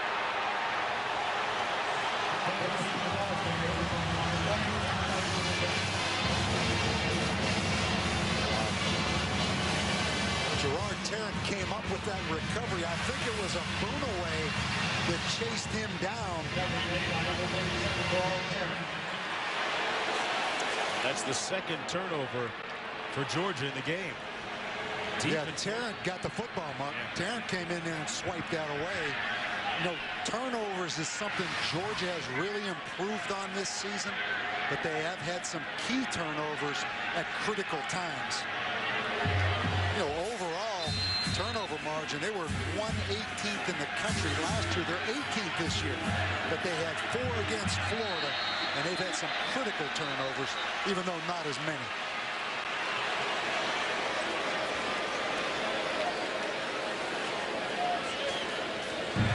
Georgia is challenging the running on the field. The running on the field is the ball is recovered inbounds by Georgia Tech. Georgia is challenging that the ball went out of bounds. We'll take one more look at this and see. Well, that ball was out. Yeah, it's did he recover it inbounds and have possession? Yeah, I think he does. If that's going to stand as called. There has to be indisputable evidence to overturn the decision on the field. It appears as if he had the ball. Yeah, I think that call will stand. Let's take one last look at it right here. Yeah, I think that's going to stand. Well, you talked about the turnovers. That's close this year. Yeah, a little closer than it initially looked. But Mark Richt is proud of the fact that his defense has improved this year, and the fact that they have improved their turnover margin from a season ago. Looks like they've made a decision on this, or at least trying to resolve it.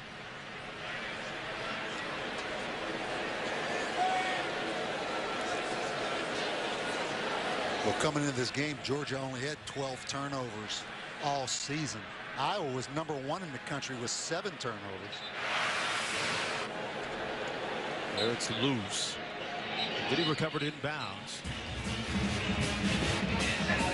After further review, the ruling on the field stands. Where's the challenge, though? With a timeout. Yeah, much closer than I thought it was on the field when it first happened. Look at the big difference in the improvement for Georgia in turnover margin. Yeah, that's turnovers gained right there. So overall, just turnover margin, as I mentioned, from 118th in the country to 18th. It's not how many sometimes, it's when. That was critical. Because that Georgia Tech defense just hanging by a thread. They can't contain this Georgia offense. It's just Georgia's offense hasn't had the ball that many plays because they score so quickly. And then Georgia Tech keeps it away from them when they have it. Well, Georgia Tech's offense, Bob, might have Georgia's defense playing a little bit more honestly right now, because remember, Tech came out and threw the ball on the first play of the third quarter. Yeah. And Georgia Tech with 71, 95, and 84-yard touchdown drives.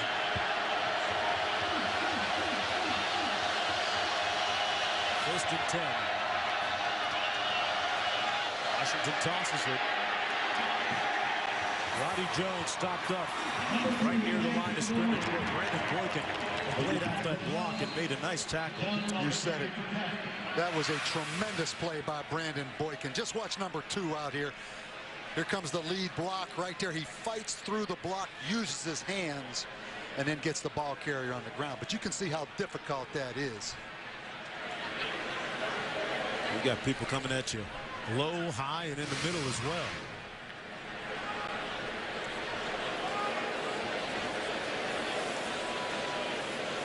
Player from Georgia Tech, Nick Clater, shaken up on the play.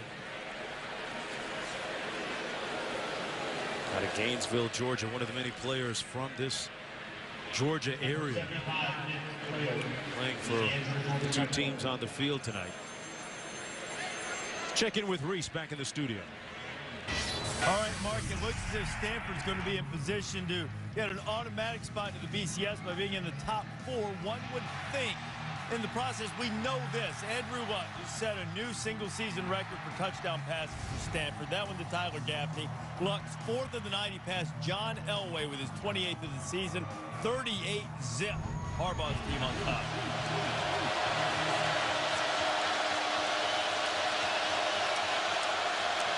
All right, Reese, second 11 back here.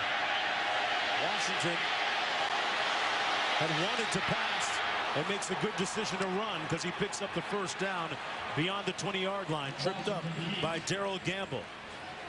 A 14-yard pickup. Let's take a look at your BCS championship contenders. 1-2 Oregon-Auburn.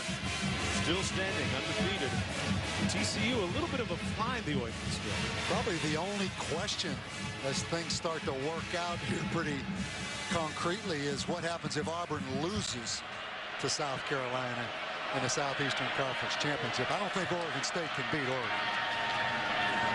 Give us to Anthony Allen, but then you get the classic argument, a one-win, one-loss SEC team, or perhaps an undefeated TCU. That's a great argument. I mean, you look at South Carolina playing Clemson tonight, then playing in the SEC championship against Auburn, right? Yeah.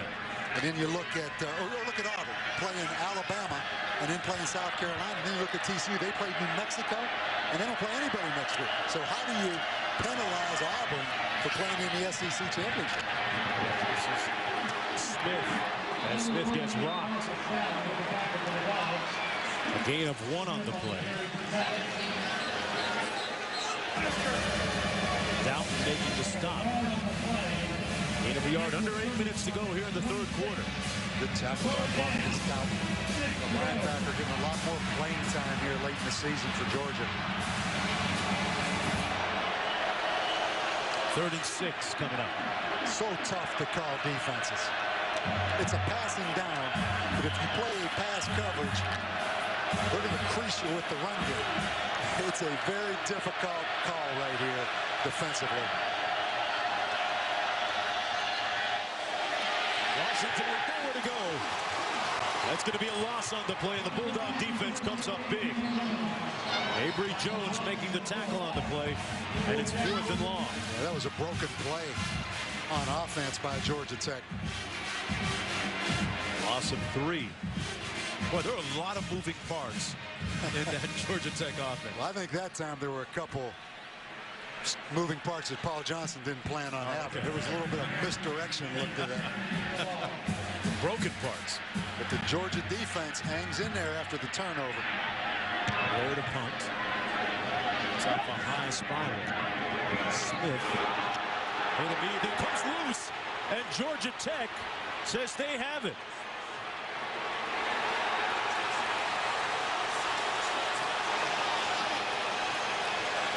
Fred Holt. Georgia Tech football. Just a freshman safety. Boy, the turnover bug has reappeared for the Bulldogs. Isaiah Johnson with the recovery off the Brandon Smith fumble right there. Yeah, a freshman making the tackle and a freshman recovering the fumble. Boy, they gain a lot of field position here. Wow, he just took his eyes off that football. From the 39, 1st and 10. Anthony Allen tackled at the 30-yard line, got about 4 on the play. You know, you get so few possessions on offense anyhow when you play against a triple option. To just give a couple of them up. You think about Chiapas on the opening kickoff, muffed that kick. Now you come back with Brandon Smith fumbling that punt. I mean, you don't get many. All of a sudden, it's down to 6:22. Now Georgia's had the ball, what, 3 or 4 plays here in the third quarter. Time of possession in favor of Georgia Tech. Last year on the Georgia win in Atlanta, it was pretty much even. Houston up the middle for a first down and then some. Down to the 17-yard line. Boy, he accelerated through that hole. Gain of 13 for Georgia Tech. Tell you what they did. Because the defensive end has been pinching down inside, they took the offensive guard, Ozzie, number 777, and just blocked out on the defensive end. They changed their blocking scheme right there to take advantage of those ends pinching down inside. There's that adjustment that Paul Johnson's made, and Allen again gets about 3 inside. Allen, the team's leading rusher coming into this game. And he now has his 5th 100-yard rushing game of the season. When you look at this, 102 yards from your fullback, and people say, hey, all they're doing is handing for the fullback. But those subtle blocking changes and those blocking schemes are very intricate. To a fan just watching, it looks like just like the fullback hitting it inside. But there's a lot of adjustments going on. Washington just barely got rid of the toss. And Ronnie Jones put it on the ground. It's still loose. And it's Georgia football. Akeem Dent recovers.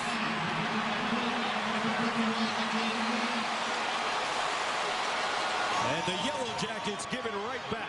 Wow. I mean, Roddy Jones will be forever loved by Georgia Tech fans because he had 214 yards here the last time they played, but he just coughed that one up. And that Georgia defense hangs in there. Akeem Dent with the recovery, and it takes that guy Brandon Smith off the hook, who fumbled it on the punt return just a few plays before that. How about Roddy Jones, a legend with 214 yards the last time he was in Athens. Turned that football over. Had a couple of touchdowns in that game too. Now you better hold off on play action. We're going to review that one.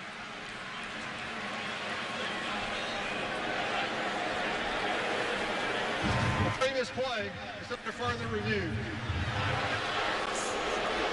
Mark Richt used his challenge, and now it looks like Coach Paul Johnson is going to use his here.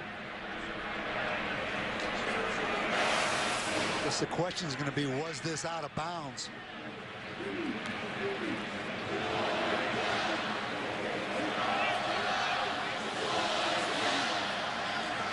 Oh, was that left foot of Akeem Dent out of bounds when he recovered that football?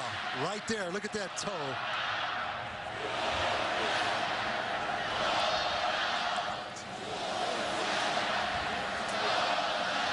Team Dent right there recovered it. You watch the middle of the screen, and you watch his left foot right there as he... Yeah, I'll tell you what, that coach is looking at that toe. But that toe right there is on that line. That is...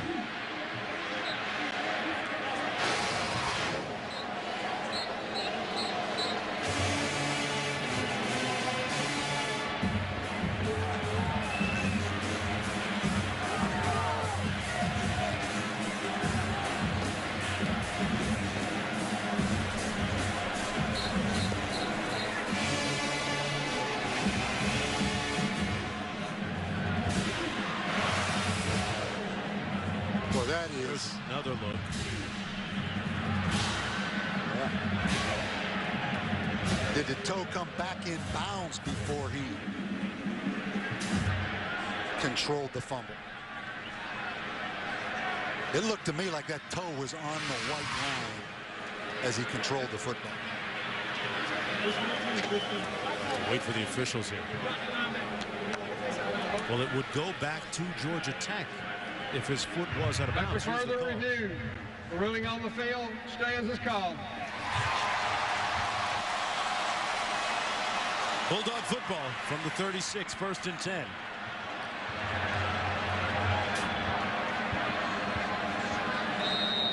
They have no idea how close that was. If you're not watching this game on television, you have no idea. They're doubling A.J. Green right here. I was going to say he's been a little bit silent of late. Murray once again with the play action.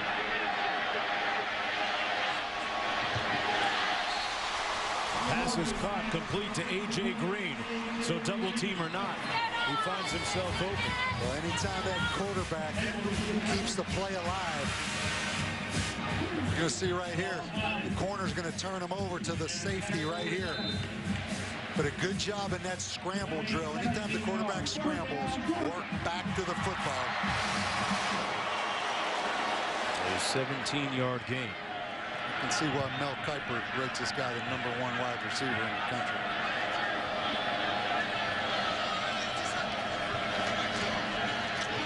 More play action. Pass complete. At about the 30-yard line, A.J. Green with another catch. A 17-yard gain again. Well, it's been a nightmare for Mario Butler. He's not the first one to struggle, and he's not the last one to struggle, but he played with such a cushion right there. That was stealing. Earlier this week, each of the seniors stood up in the locker room and said a few final words on senior week here, and everyone looked at A.J. Green like, hey, how come you're not standing up? Well, the biggest recruiting job Mark Richt has is number 8 right there. With time, Murray complete again over the middle at the 16-yard line. It's caught by A.J. Green, and Bob, yeah, he's going to have to sell him on coming back, but, you know, he's number 3 rated by Mel Kiper overall. That's going to be a tough sell. Yeah, I don't think his stock can get a whole lot higher, but you would love to see him play a college season from start to finish. Put this guy on the field the first 4 games. When Georgia started out 1-3, they win one or two of those games easily. 7 catches for 94 yards for A.J. Green.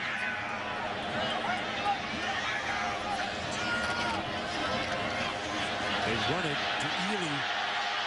Sean Ely inside the 10 to about the 5-yard line.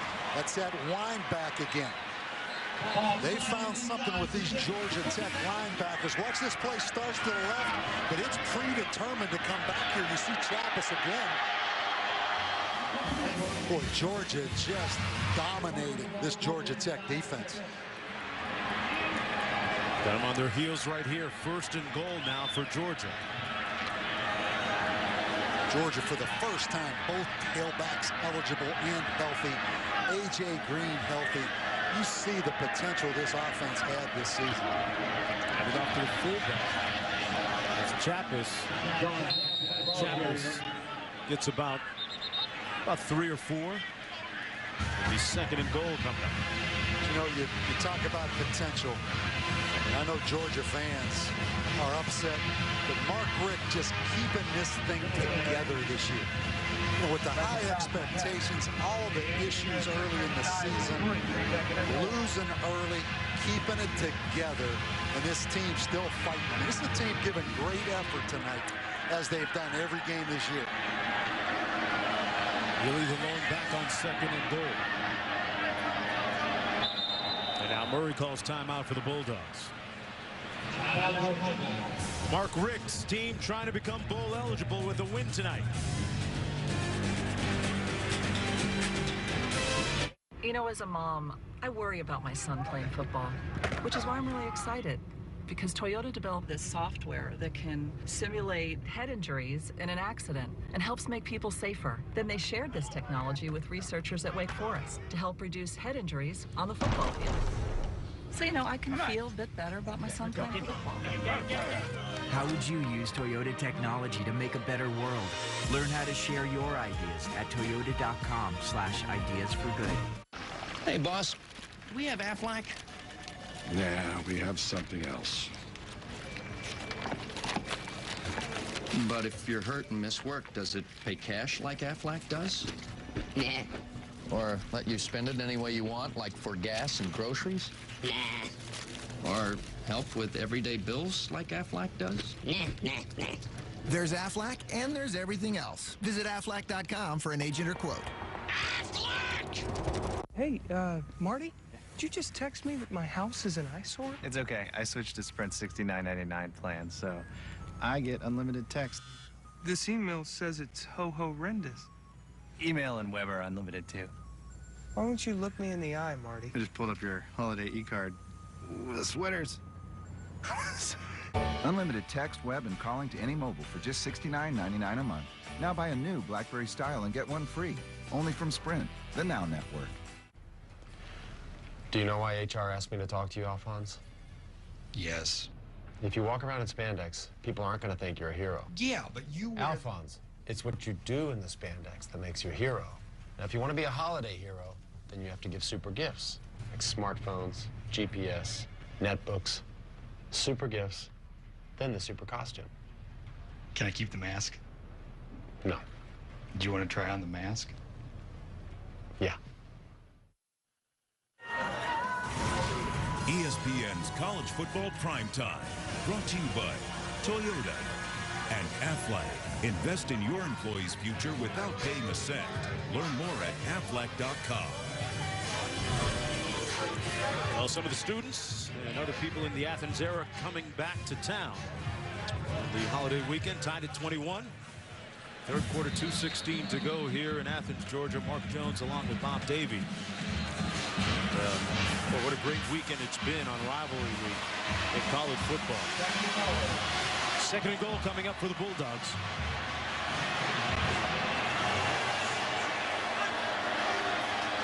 On the toss, Ely. Stopped up short of the goal line.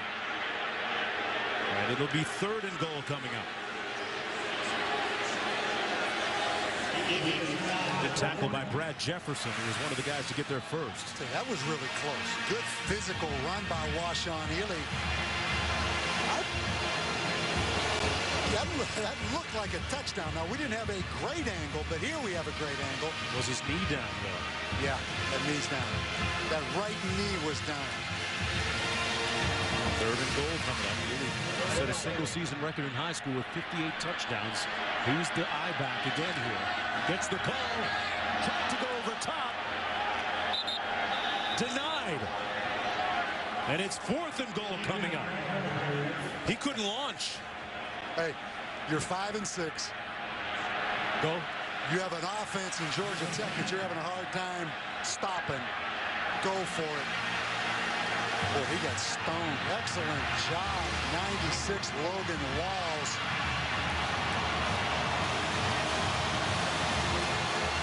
Here we go, fourth and goal. Uh-oh, don't think about it too much, Mark. Go ahead and go for it. Mark Richt calls a timeout. Georgia down to, well, they've used all of their timeouts. Very few times you get booed for calling timeout in your own stadium. It's been that kind of year. That timeout offended these Georgia fans, I think.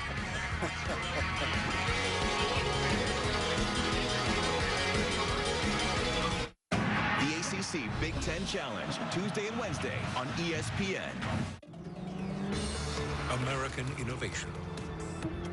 Mexican styling. Taco Bell know-how. The totally redesigned chicken enchilada. Tender marinated all-white meat chicken, slow-simmered enchilada sauce, and a luxurious blend of melty cheese wrapped up and grilled to go. Experience the comfort of enchiladas in the handling of a burrito. The chicken enchilada grilled stuffed burrito. Only at Taco Bell. Week 12, John. Niners Cardinals. Patrick Willis. He has great playmaking ability. Yeah, good, because Larry Fitzgerald makes plays all over the field. Remember, Jaws, the Niners have their own big play potential with Gore, Davis, and Crabtree. One thing's for sure, Coach. Fitzgerald and the Cards have to get back on track. This is a critical division matchup. Both teams need a win to stay alive in the NFC West. ESPN Monday Night Football, 49ers Cardinals at 8:30. Hi, I'm Katy Perry. I love being a free spirit on stage and off. But when you suffer with acne blemishes, you don't feel very free. I tried everything to get rid of my acne, but nothing worked. So one day, I ordered Proactive Solution. Within a couple of weeks, my skin cleared up fast. Now you can be clear too with new Proactive. Now faster and gentler for amazing skin clearing results. Who needs pimples? Not you. New Proactive sells for $40, but get it here for just $19.95, and we'll add these extras: a travel-size green tea moisturizer and our zit zapping refining mask. I love the mask. It dries up the zits really fast. We'll even add this book of secrets for great skin, a combined value of $72 for just $19.95. Take action yourself. Be proactive. Call 1-800-208-3395. I'm talking about zits here, people. A look high above Sanford Stadium on rivalry week. Jones along with Bob Davie tied at 21. Fourth and goal coming up now for the Georgia Bulldogs, and coming out of a Georgia timeout. That's not Cam Newton at quarterback now. I think fullback Chappis is going to get this football.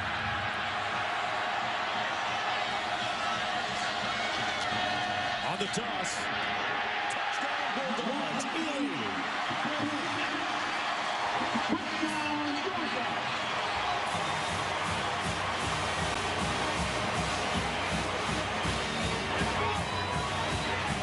Kind of sets up like whoever has the football last, doesn't it? Sure feels that way right now, but how quickly, Bob, those boos from the timeout turned to cheers. I think the Georgia fans thought Mark Richt was going to change his mind. Extra point good, and it's a 7-point lead for the Georgia Bulldogs. Saw Vince Dooley down on the field before the game. He had to smile with that toss sweep right there for the touchdown. Always a big part of the Vince Dooley I formation. Ran that with Herschel a few times too, didn't they? Here? Oh yeah. A little late night. Talk about having a little hangdog in you right there. Is that a great face? He was up late watching that Boise game. That's why he's a little out of his gas right now. Is that a face or a what? The 8th for Ely. His 10th rushing touchdown of the season. Is he awake or is he? I can't tell if he's awake or not. He's just bluffing right now. Oh, okay, there he is. He knows exactly what's going on. A little FaceTime. It's a heck of a football game. Very entertaining game. Two different style offenses, but both effective. Well, the last time they played here a couple of years ago, Georgia Tech trailed by 16 points. Came back for the victory. Special teams. Paul Johnson has to be frustrated that he hasn't been able to get that solved.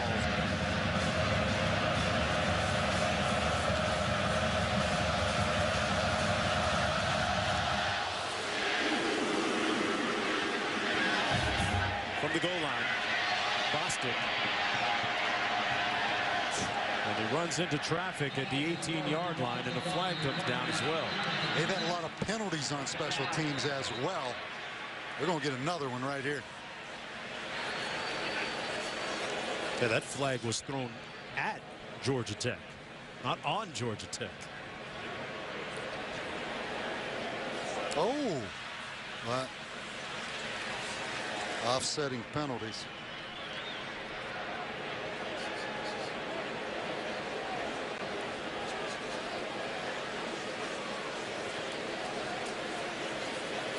Try and sort this one out down to the field.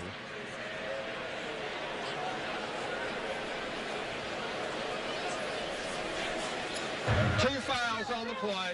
Offside, number 5 on the kicking team. Holding during the return, number 39 receiving team. Those fouls will offset, will re-kick. Do it all again. It's time for our ACC update, brought to you by Dr. Pepper. Reese? All right, it's time for a Dr. Pepper conference update. We'll go to the ACC. Florida State beat Florida. Didn't help their conference cause, just made them feel better after losing 6 in a row to the Gators. However, thanks to a little help from Maryland, Seminoles going to the ACC championship game to take on Virginia Tech. Boy, and overall, you'd have to say it was a pretty good first year for Jimbo Fisher, the first-year head coach at Florida State. Boy, without question. And then Virginia Tech loses their first 2 games, comes back and wins 10 straight. That's who you expect to be playing in that ACC championship, right? Virginia Tech, Florida State. I mean, that sounds like what used to be kind of routine.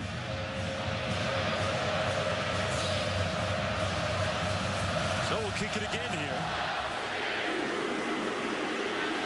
And it's Bostic again.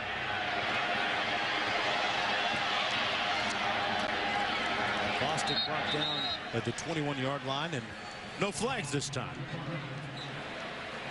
Let's review our ACC season here. And well, you talked about Virginia Tech. That loss to James Madison really surprised a lot of people.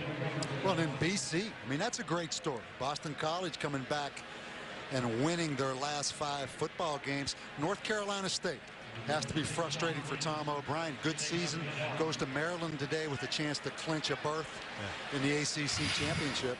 And Mark Herzlich of Boston College, part of that great comeback story. Exactly. Had an interception today against Syracuse, I think, on the last play of the game.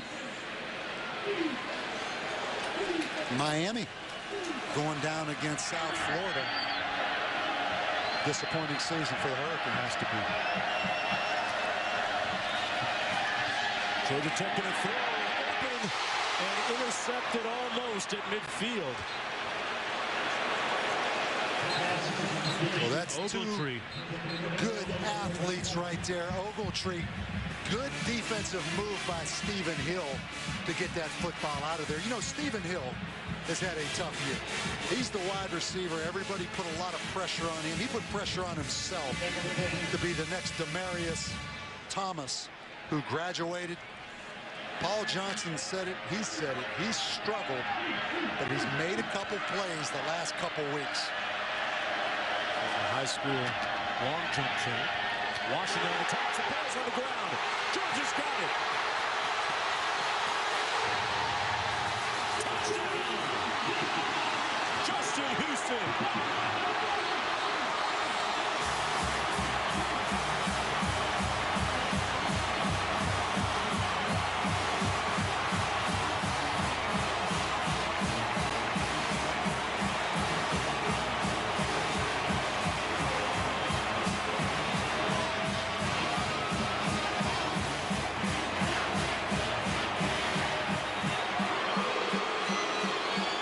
Back-to-back series turnovers for Georgia Tech.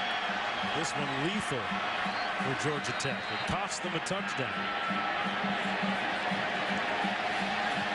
We talked about that two-score deficiency. Akeem Dent is going to get outside and force this fumble. Watch the linebacker 51 from inside out, right there. Of course, he never had the football. Justin Houston, the outside linebacker, picks it up. Yeah, Roddy Jones just anticipated the collision coming right there. Really should have secured that football right there. He knew that hit was coming. He knew it was coming. Boy. Now 3 turnovers by Georgia Tech, resulting in 21 Georgia points. Again, you talk about those turnovers being such a big issue. You know, all off season. The last 2 years, you're talking about Georgia, the fewest takeaways in the Southeastern Conference. 2 straight seasons.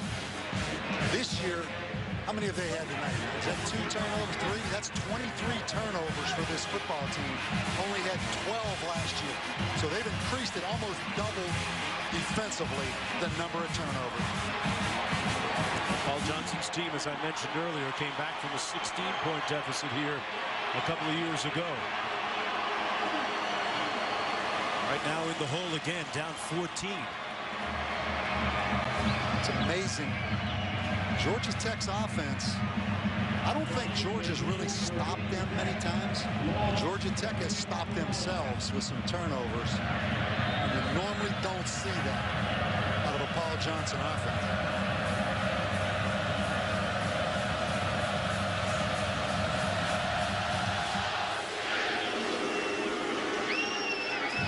Bostic on the return from the 2.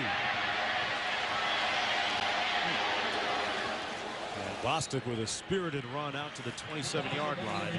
Sunday night, catch the latest BCS countdown and the exclusive unveiling of the new BCS rankings. Find out who's in the driver's seat and who's poised to be this year's BCS Buster. Coverage of the BCS countdown presented by Vizio on ESPN Sunday at 8:15 Eastern Time. Did you watch Oregon? I know you watched Oregon. Yes, sir. Boy, they're relentless. They are fast. They just keep coming with that fast pace, up tempo, and eventually you're going to crack, and one of those little running backs is going to take it to the house on you. That's more than just LaMichael James. Darren Thomas can do it. A bunch of diverse weapons. You see Chase Vassar down there, freshman linebacker.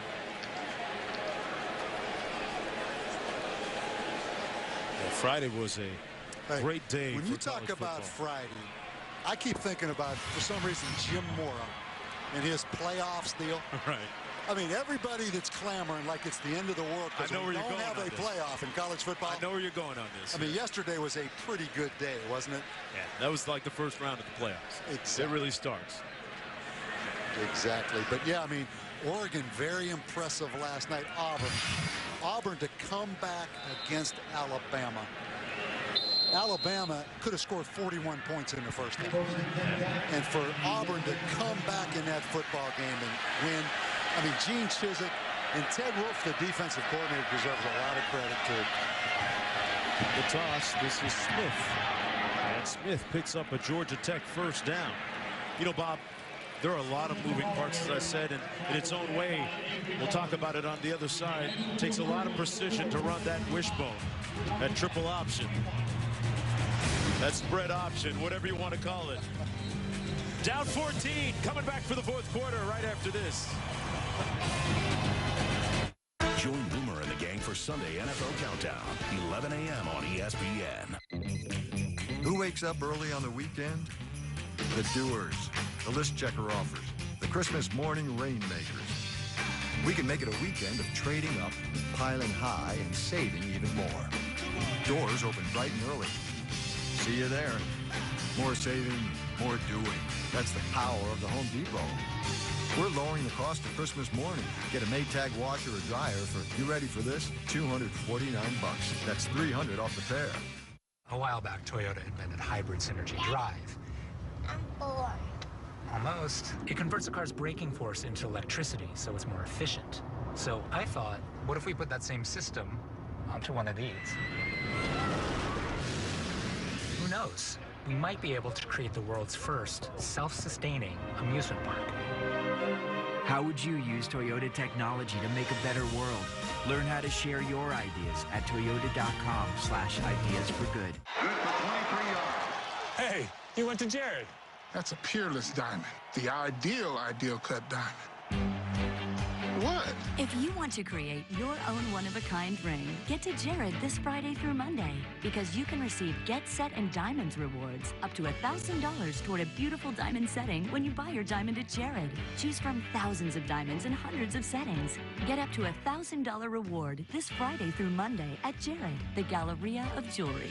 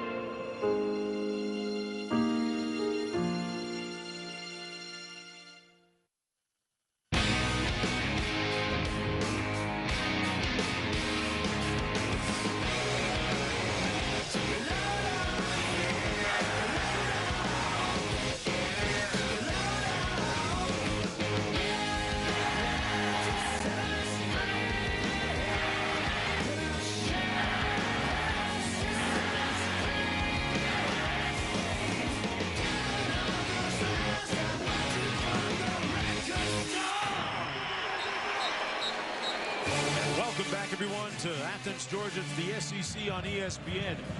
Part of rivalry week. 35-21 as we start the fourth period, and a 14-point lead for the Bulldogs.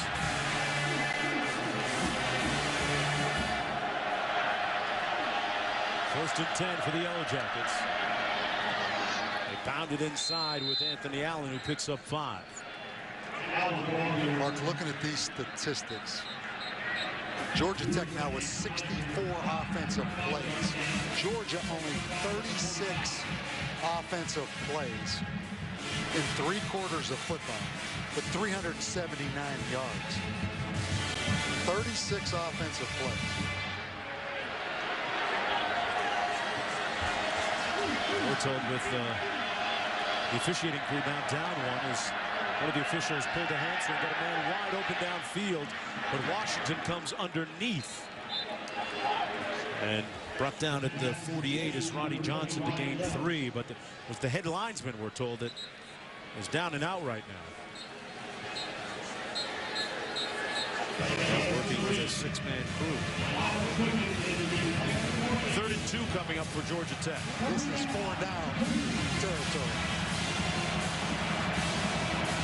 You have to guess fullback, and you have to think Todd Grantham's going to pinch that defensive end down inside and try to take that fullback away right here.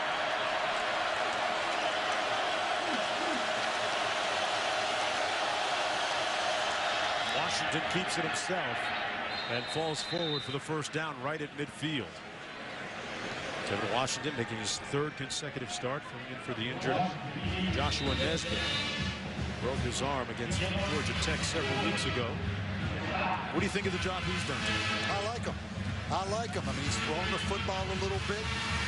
He's obviously not as physical as Josh Nesbitt. You know, not a real flashy guy. I've seen triple option quarterbacks probably much quicker than him, but he's managed the game. Washington gets the toss off and a nice tackle for a loss on the play by Brandon Boykin on Smith, a loss of 4. And that's the 2nd time, Bob, we've seen Boykin make a nice tackle like that. You have got it right. To fight off that blocker and make that tackle. And let's face it, these guys don't love doing this. I mean, Brandon Boykin would much rather be playing bump and run coverage, playing pass defense, than up in there playing on the grass with somebody chopping him. A lot of credit right here. And it goes back. They practice full speed all week in pads to get ready for this game. Washington going to take off on a predetermined run. And boy, does he have some real estate. Washington upended and brought down at the 23 by Brandon Boykin. And he comes up limping just a little bit. You said it. Predetermined quarterback draw. And what Devin Washington needs to do is avoid the guy in the open field. Watch this, Mark. It's a predetermined quarterback draw. Now, right here, you know, you're a quarterback. Try to make that guy miss. I mean, Boykin, a good tackle, but heck of a play call right there. 29-yard run, tying a career long. Go to the 1st man through, Anthony Allen. Down to about the 17-yard line. If you find a fullback that has that quick start like that, that time Anthony Allen, like he was shot out of a cannon coming off the football. Well, he's up to 123 yards rushing already.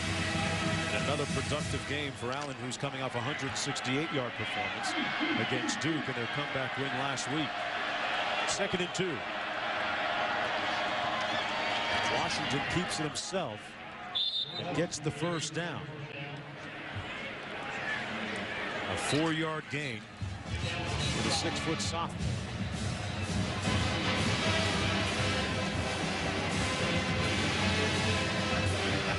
Todd Grantham. All those years in the NFL, he'll be glad when this night's over. Dealing with the triple option. Wow. All those years with the Cowboys, he didn't see many of these.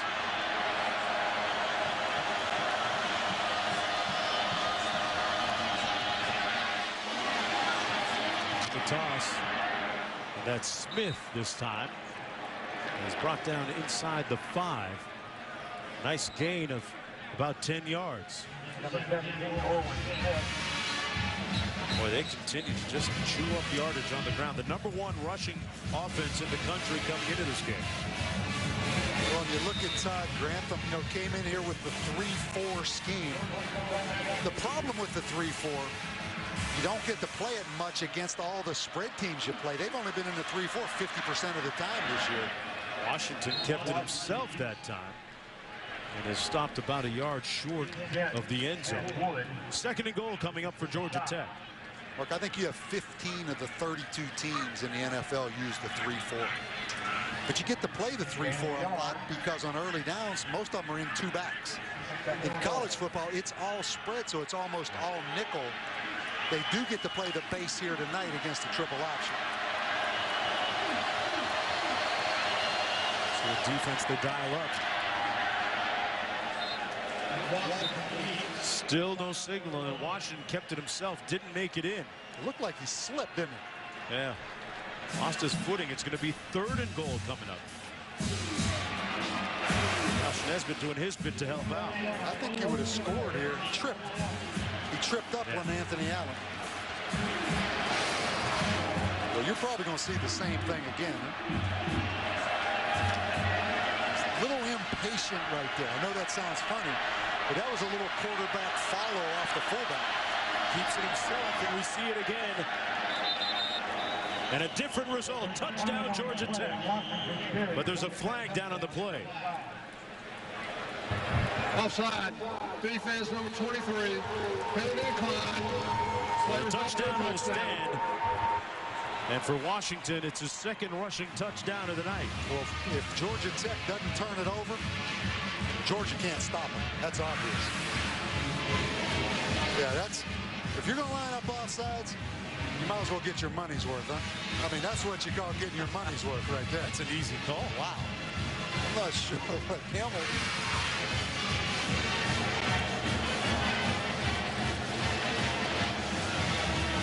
It's back to a 7-point game.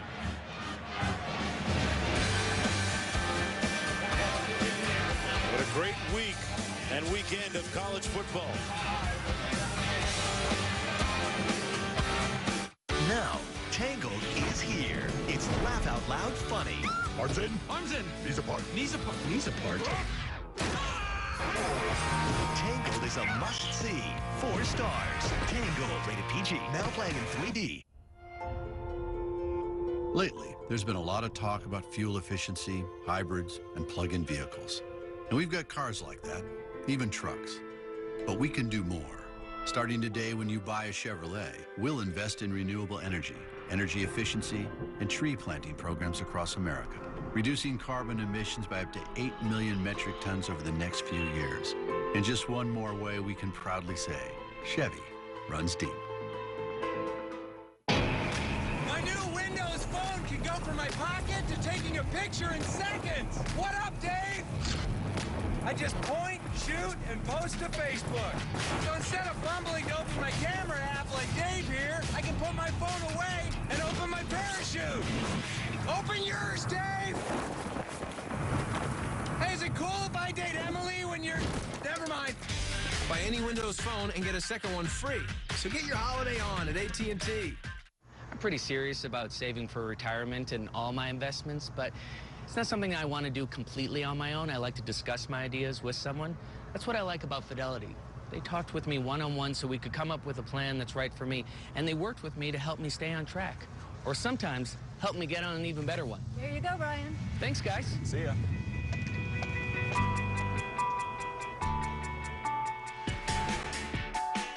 Fidelity Investments. Turn here. From an early age, Timothy Richmond understood that with knowledge comes confidence. In junior high, while abroad, he explained how jellyfish stings can be neutralized with vinegar in perfect Italian. As an adult, Timothy's knowledge of storm cells and tornadoes saved the Newbury Prep cheerleading squad. But when it came time to buy a new car, he was just as nervous as the rest of us. So Timothy got his knowledge at Cars.com, regained his confidence, and got the perfect car at the perfect price. I'm Reese Davis. SportsCenter right now presented by Discover over on ESPN2. Number 6 Kansas leading Arizona 22-12 despite the Derek Williams swipe and stuff basketball game. Home court college hoops over on ESPN2. Football games on ABC. Bedlam tied at 24. Oklahoma State wins. It goes to the Big 12 championship game. An Oklahoma victory would make a 3-way tie, but the Sooners likely would go to the title game. Others on ABC or ESPN3 watching Notre Dame and SC, they're tied up at 13. Man, Reese, close games all around. Notre Dame, USC, Oklahoma State. Right here, we got a 7-point game in Athens, Georgia, as Georgia Tech just scored. We're close to within a touchdown with a little over 9.5 minutes to go. This is the 105th edition of Georgia against Georgia Tech. We see another short kickoff. This time, Chappis able to hang on to it. Makes it out to the 34-yard line. And when you think about what really brings out fans to college football, Bob, this weekend has really been a snapshot of what it is. Some of the excitement, some of the compelling competitiveness, it really stirs your emotions when you look at a guy like Chip Kelly, who a year ago we saw against Boise State, to how far he's come now on the brink of a championship. I think you're exactly right. You know, what I do when I'm sitting there watching those games is you put yourself in that person's shoes when something happens. You know, whether it's Cam Newton, whether it's Gene Chizik. It really doesn't matter when you look at the emotions that it really stirs. Yeah, and on the same side, you know, I'm sitting there in bed last night. Boise State's on. It's 2 o'clock in the morning here on the East Coast, and you watch Brotzman miss that field goal from 26 yards. You can't help but think about, if I'm Brotzman, what I feel like, or I'm Brotzman's mom and dad, what it feels like. But it'll get better. I mean, that's the great thing about football, though, isn't it? Experiencing what those guys are feeling, whether they're coaches or players, through your own eyes, and we all get to live it out. Coaches, players. We saw a little snapshot here today on Senior Day as Ely runs it into the line of scrimmage, gets about a yard on the play. Senior Day, Bob, in looking at some of the parents down on the field, as we'll have 3rd and long now, you think about the support of the parents and how they've taken their kids to practices for all those hours from the time they've been playing football. You're starting to sense it right now. You have Shea in the 11th grade playing basketball down in Miami. And you watch a bunch of football games, a bunch of basketball games. You've been doing this for a long time. But it's totally different when it's your son, isn't it? No doubt. So you live and die. Brotzman's parents lived and died every moment with their son last night. And a sack back at the 26-yard line. Georgia Tech bringing a little bit of heat. A great play by Adacho. But there's a flag down.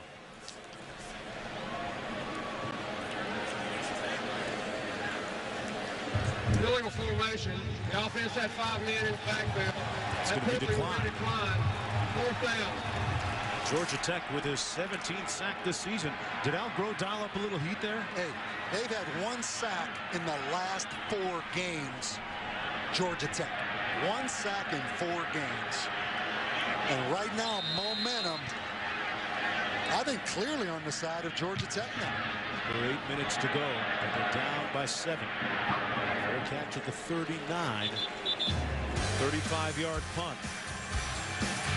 And looking for another comeback here on the road in Athens.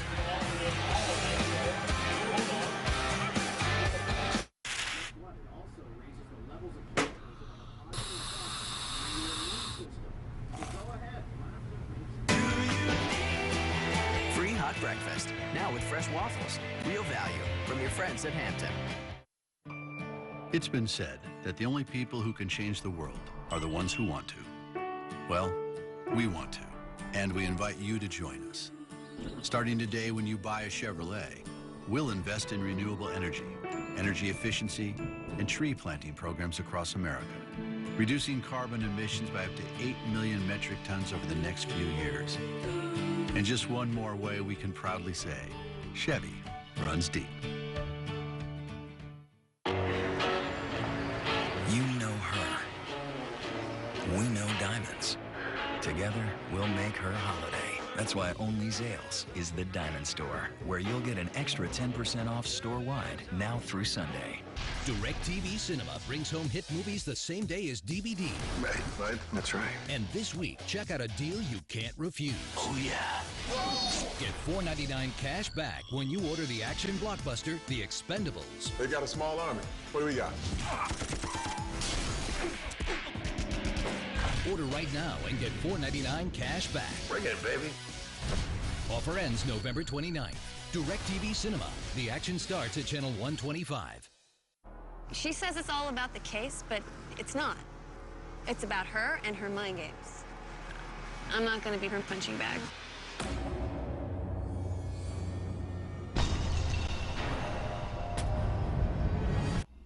Maybe we went too far. Do you regret what we did? Because I do. We crossed a line.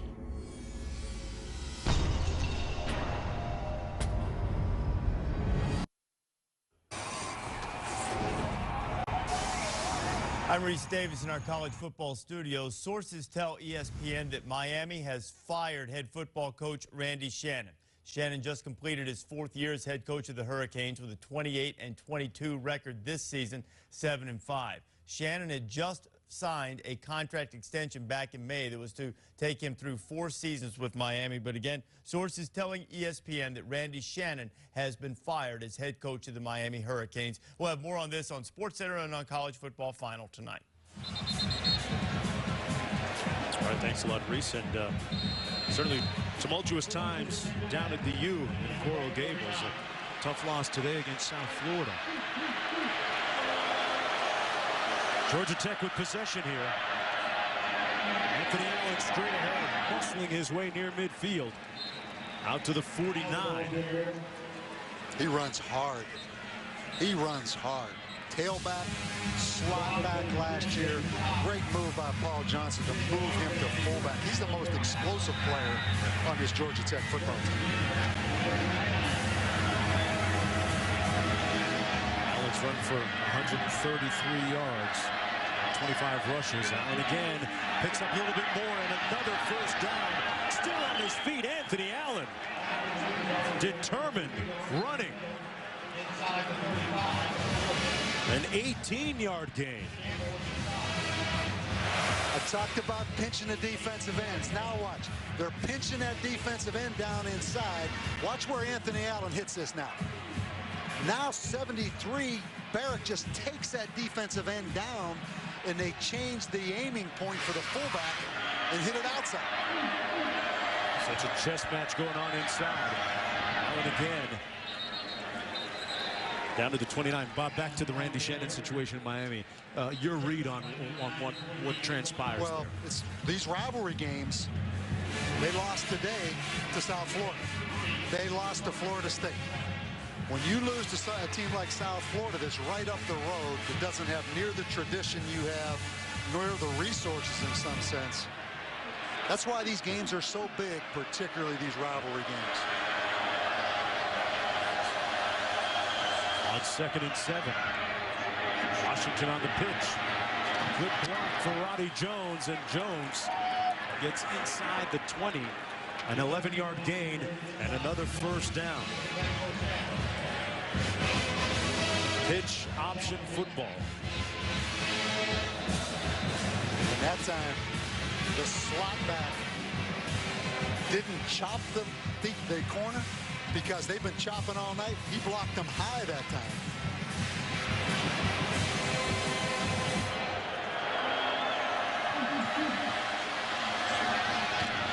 Give it to Allen again. And Allen gets down to the 15-yard line. Chris Berman hosts ESPN's popular 2-hour pregame show with Tom Jackson, Keyshawn Johnson, Mike Ditka, Chris Carter, Chris Mortensen, and Adam Schefter. Get all the news and latest updates. Sunday NFL Countdown presented by IBM on ESPN Sunday at 11 a.m. Eastern Time. You know, it's interesting. We talked about Demaryius Thomas, the #1 wide receiver drafted last year. Georgia Tech misses him as a blocker on the perimeter. He was a great blocker on the perimeter. That sounds absurd. It really does, doesn't it? Tevin Washington keeps it himself. Nice cutback. And gets down at about the 7-yard line and picks up another first down, an 8-yard gain. This is that quiet freshman that they said didn't say a word against Virginia Tech. He's feeling it right now. Well, Johnson told him, hey, you didn't come through here to be a starter the rest of your, a backup the rest of your career, did you? These numbers are crazy. 410 yards rushing, 80 plays to Georgia's 39 plays.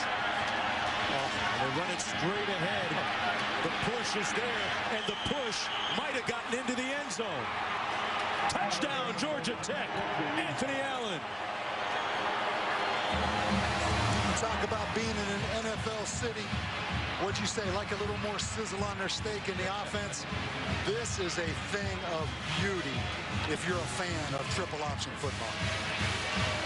And now Georgia Tech just one extra point away from time. Again, they changed that aiming point a little bit wider. Look at the bush push by Finch, the offensive lineman. Anthony Allen getting stronger as this game goes on. Great point. The 6th rushing touchdown of the season. And they missed the extra point. Incredible. In a weekend of shocking, assumingly ordinary routine kicks, Blair misses an extra point. What we think is routine might not be routine anymore. It's a 1-point game with just under 5 minutes to go.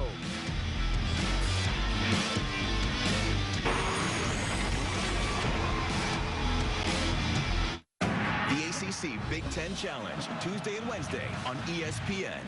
Snatching stuff, taking. Oh, what is going on in here? It's okay, relax. Watch this. Like a good neighbor, State Farm is there. Hey, Dave. Wow. Is that your agent?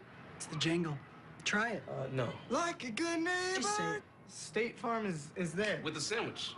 Oh, yeah. And the girl from 4E? And can I get a hot tub? Nice. Find out what else State Farm agents can do for you at yagent.com.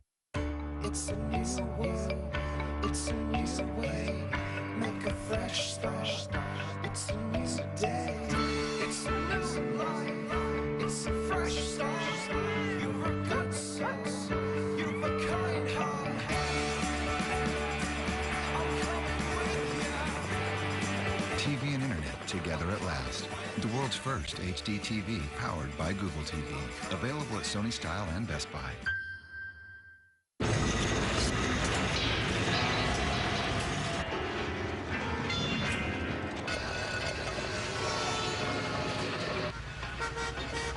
With deposits in your engine, it can feel like something's holding your car back. Let me guess, 16. Yeah. That's why there's Castrol GTX, with our most powerful deposit-fighting ingredient ever. Castrol GTX exceeds the toughest new industry standard. Don't let deposits hold your car back. Get Castrol GTX. It's more than just oil. It's liquid engineering. Sunday starts here. Can Vic continue to amaze against the stingy D of the 7-3 Bears? And Tampa's Mike Williams shares how his mom has influenced his career. Who was playing catch, and she was like, you can catch like a wide receiver. Sunday NFL Countdown, 11 a.m. on ESPN. I'm Linda Cohn. Coming up tonight on SportsCenter, another top 5 team is upset. Who stands to gain the most? Who's bound for the Big 12 championship? And Alabama may be out of the BCS. Who may be in? SportsCenter after the game. ESPN's College Football Primetime is presented by Hampton Hotels. At Hampton, we love having you here. And in part by Chevrolet. Every model is backed by a 100,000-mile, 5-year powertrain limited warranty. A clear but crisp and cool night here in Athens, Georgia, and a surprise a few moments ago because coming into the game, place kicker Scott Blair of Georgia Tech had made 111 of 114 extra points, but this was the scene a moment ago. Well, Marquis had made 77 in a row, but I think that's great coaching right there.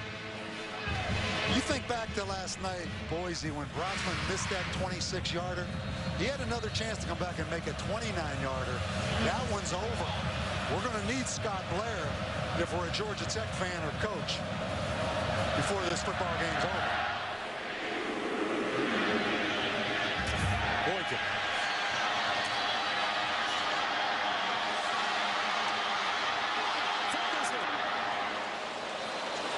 And it went right to one of his teammates, who was in a very fortuitous position on the 31-yard kick return. Number 15, Marlon Brown recovered the loose ball. That was a fortunate bounce, and the special teams problems. How frustrating when you just cannot get something solved. That's exactly what Paul Johnson's thinking. Look at the field position right here by Georgia. Coming off a missed extra point that would have tied this game. Georgia Tech 50-0 when scoring 30 or more points. Don't forget SportsCenter coming up real soon after the game. Plenty of football to be left here, though. Early with a play fake. Incomplete. And no flag on the play intended for tight end Orson Charles. 2nd and 10 coming up. You see what Mark Rick's thinking. He knows that their defense, Georgia's, cannot stop Georgia Tech. He knows he needs more points in his mind to win this football game. Because if Georgia Tech gets it back, they're going to move the football. 4:40 to go. Now it's up to Al Groh's defense. Trying to get a stop here. Ely on the handoff. Good burst to the outside. Rashawn Ely, first down, Georgia at the 32. A 29-yard run. The same play over and over. The wideback play, where they start this play to the right. Watch the fullback. He's going to wind it back. It's a predetermined cutback. They let the linebacker 41, Ibunaway, run up the field. Mark, they have gashed them with that wind-back play. Slow down on the backside. Green in motion. There it is again. Haley again. Haley moves the pile down to the 28-yard line. Well, this week on ESPN's Monday Night Football, Battle of NFC West rivals, San Francisco taking on Arizona. 49ers Cardinals on ESPN's Monday Night Football at 8:30 Eastern. Coverage begins at 7 with Monday Night Countdown served by Applebee's. Both those teams still in it. I think they're 3-6 or something, 3-7. Talk about second chances. At NFC West. Ely, meanwhile, has run the ball 11 times for 95 yards and a touchdown. Amazing, the kickoff return and one run by Ely. And the ball's at the 29-yard line. Ely again. Spins up for tackle and stays on his feet. Got a little bit of help. Out of the 27, picked up 3 for all of his action. Good job by Georgia Tech. Paul Johnson calling that timeout right there. But Ely having some fun because he's healthy and he's eligible. Woo. Looked like he was a pinball out there. He wanted to spin again, but then there was no one to spin off of. 3:05 to go when we come back. This isn't a country where plans made at 9 necessarily apply at 5. This is America, man. Home of the highway, last-minute detours, and spontaneous acts of freedom. We're wanderers, wayfarers, even nomads. So doesn't it just make sense that we build an electric car that goes far, really far? This is the iPhone 4. Its lithium polymer battery lets you work longer, play longer, laugh longer, listen longer, shoot, edit, share, update, download, read, write, and even FaceTime longer, all on the world's thinnest smartphone, the iPhone 4.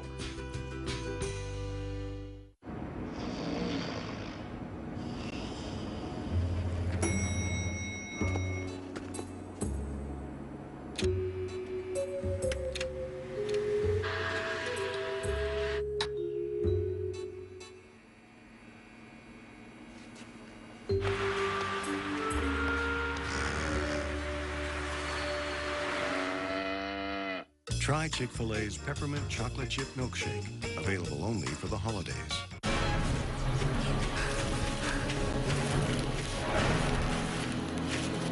The Dark Continent holds a secret that's even darker. Arm yourself for an adventure like no other.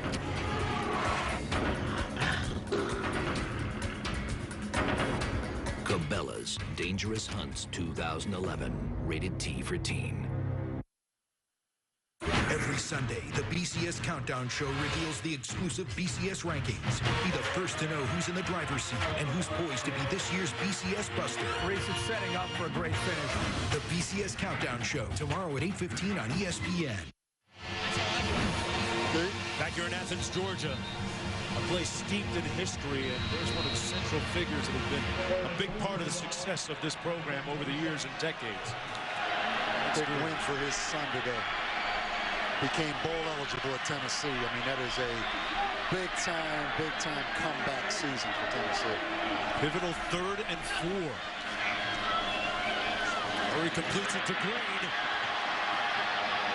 Green stopped up. Looks like he was stopped short of the first down at about the 24-yard line. Let's take a look at today's Good Hands play, brought to you by Allstate.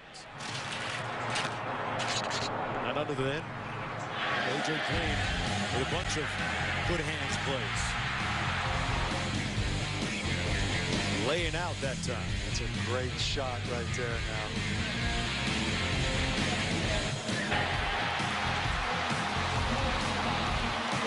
You had a good point, Bob. It'd be nice to see him play an entire season. He's been bothered by injuries, had seasons cut short the 2 previous years. A shoulder 1 year. And you know, that's this Georgia football team. The last couple of years, just so many issues. Whether it's some off the field issues, different things that happen during the season, some injuries. This is really a good football team to me that doesn't have a real good record. They are a talented team. The story has been, can they finish games? You know, there's been people talk, you know, anytime you don't finish and win, they start talking about the conditioning. They start talking about the strength coach. All those things. Well, they have a chance to finish here tonight. Now, they've been aided greatly by the missed extra point by Scott Blair. But finishing this game, scratch and claw to get to a bowl game. That's what's at stake. Looks like they're going to go for it here on 4th down. This is out of respect for that Paul Johnson offense. Yeah, they don't feel they can stop him. Interesting, though. Interesting call right here. 1 for 2 tonight on 4th down. They ran the toss sweep the last time they went on short yards. Let's see if they toss that football to Ely. They fumble the snap. They give it up without even getting a shot. And now Scott Blair on the sidelines for Georgia Tech. Can he rebound and maybe kick a game-winning, potentially, field goal? Because now field goal's in play, obviously. It's just a 1-point margin. One more look at that mishandled snap. They were going to run the toss sweep, Mark. And I think the quarterback got a little excited about getting that ball tossed to Ely. And here we go. 1st down and 10 for the Yellow Jackets. 2:52 to go.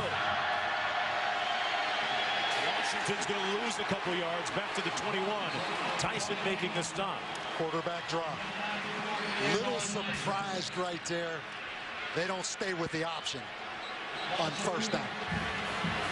They got one play out of that quarterback draw, Mark. They didn't get to. Don't forget SportsCenter coming up next, summarizing a busy day in college football. Washington with nowhere to go. He's going to lose a few more yards. Houston making the stop, so it's 3rd and very long. I think getting 6 wins is important for this Georgia football team. They're playing like the national championships on the line right now. They've lost 4 and 3 yards in the last 2 plays, Georgia Tech. Dare I say, is a pass in the equation? Oh, it's coming now. Wouldn't you like to see Anthony Allen with his hands on that football at least one of those first 2 snaps up?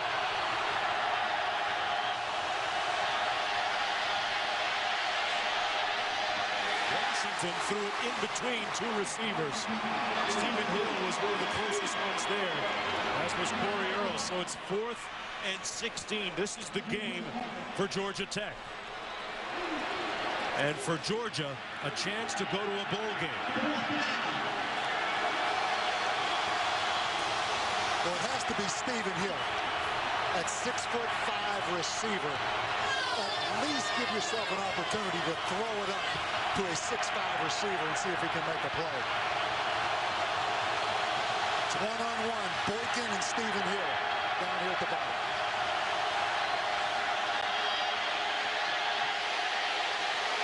Washington. Incomplete. Georgia ball.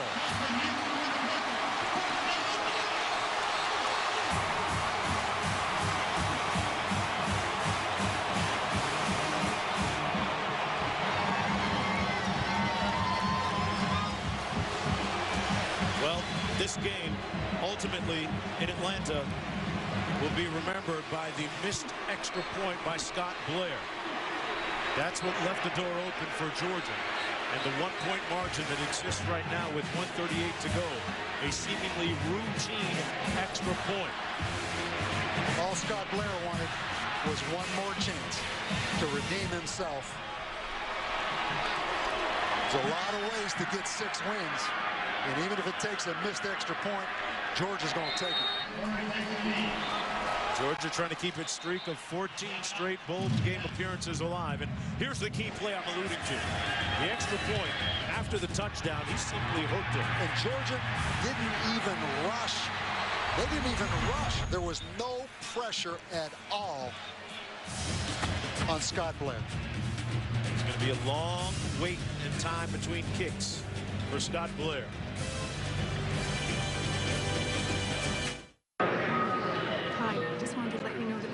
Personnel come on board at the gate.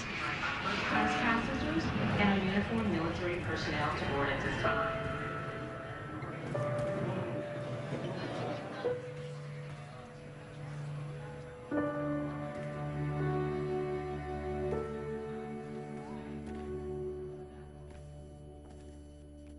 To those who put our country first, we're honored to do the same for you. Reese Davis with you in the studio. Notre Dame trying to end 8 years of frustration against USC. Robert Hughes plowing his way into the end zone, under 2.5 to go. Irish up by 4. Ronald Johnson just dropped a sure touchdown pass. The Trojans are inside the 40.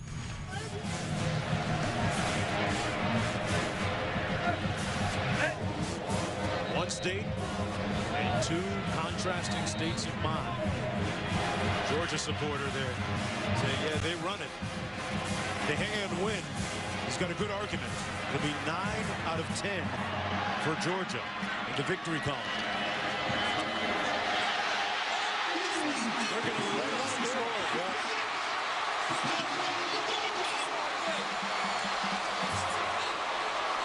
That's a great move by Georgia Tech.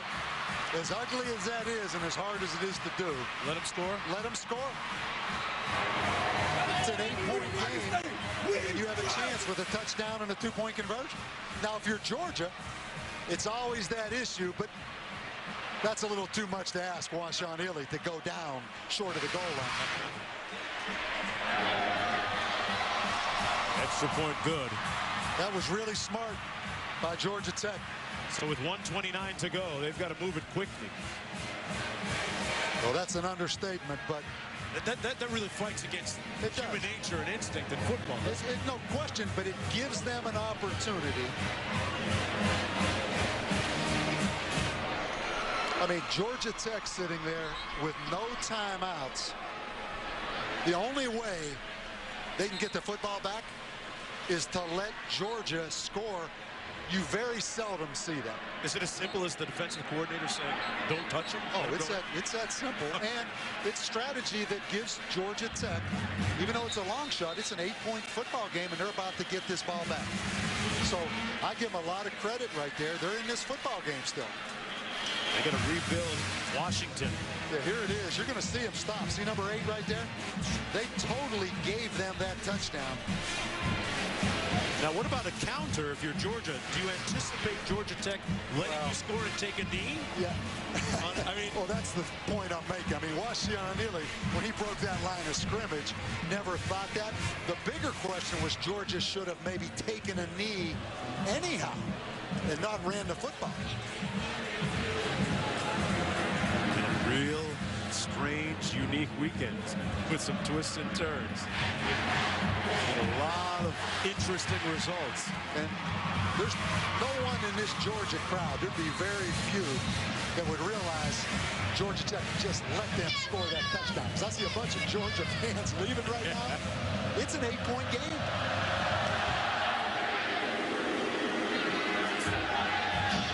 Bostic on the kickoff return. They need a big one here. Bostic's not going to provide it. His forward progress is going to be stopped at about the 20-yard line. So 1st and 10, 1:22 to go.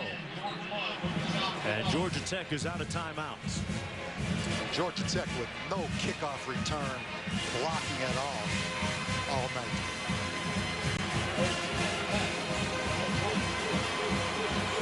Devin Washington has completed 5 of 8 pass attempts.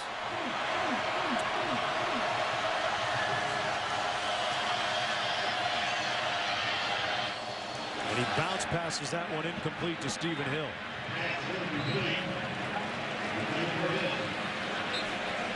The young man making just his 3rd start because Joshua Nesbitt right there, the starting quarterback, broke his arm 3 weeks ago against Virginia Tech. 2nd and 10 coming up.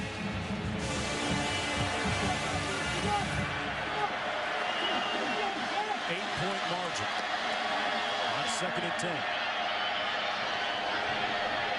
Pass incomplete, intended for Hill. Broken up nicely by Brandon Smith, and it's quickly 3rd and 10.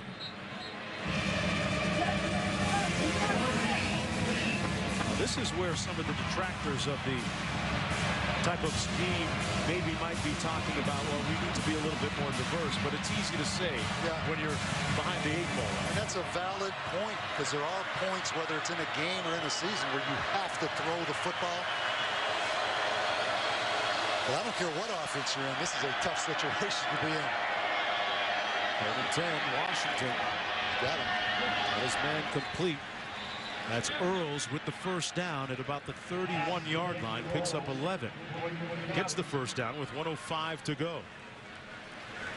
That's where that Georgia Tech offensive line, I mean, it's obvious when you spend as much time run blocking, to ask them to pass protect right now is really difficult. They're doing a good job. They're also rolling the quarterback out a little bit to stay away from the rush.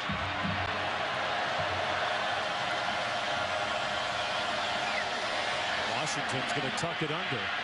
It looked like he was, and the pass complete. Orwin Smith, a real short game, to about the 35. This is where you go back to the Boise States of the world with the hook and lateral, or that play that you've practiced every day since last spring. Some kind of a gimmick type play, some kind of a deep ball Hail Mary type play that you've just been saving. I would take a wild guess that I'm not sure they've got too many of those in there. But every team prepares for this situation. 2nd and 6. Down the middle of the field. Pass complete at the 45 to Roddy Jones. So he was wide open down that seam, and a good job by the young quarterback at delivering that football. I mean, the linebacker jumping up, playing a run. They just throw it right in behind him.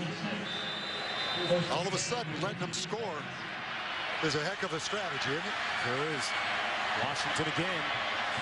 A wobbly pass incomplete at the 41-yard line, intended for Corey Earl. Stops the clock with 43 seconds to go. Boy, you'd like to see Georgia heat them up a little bit here. I don't mean play man-to-man coverage and just blitz, but that's a tired defense. I mean, you just look out there at Georgia's players. They're not really just licking their chops right now like you think at the end of the football game they would. They're tired. That's 91 plays for Georgia Tech. On 2nd and 10. Oh, picked off. And that might just do it. Justin Houston.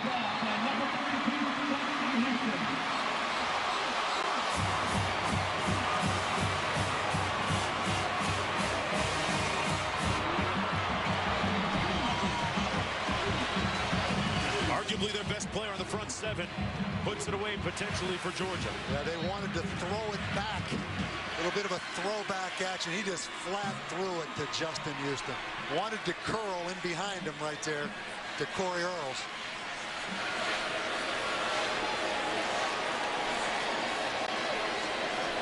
That's Georgia's 14th interception of the season. And the one that ultimately will make them bowl eligible for the 15th consecutive year. It wasn't easy. It was not easy.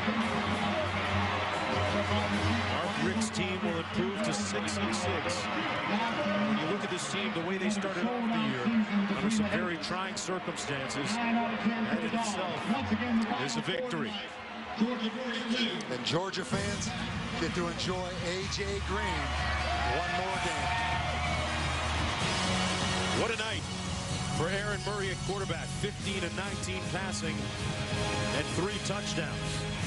Georgia Tech put up 411 rushing yards. And Blair ultimately had the final say with the missed extra point. The final score once again, 42-34. Georgia with the victory. They win 9 of the last 10 in this rivalry. Right now, for Bob Davie, I'm Mark Jones. Let's go to SportsCenter with Linda Cohn and John Anderson. This SportsCenter telecast is brought to you in high definition by Vizio. That's it. What do you want me to go jump out there and hold hands with all the Buckeye fans and sing Kumbaya?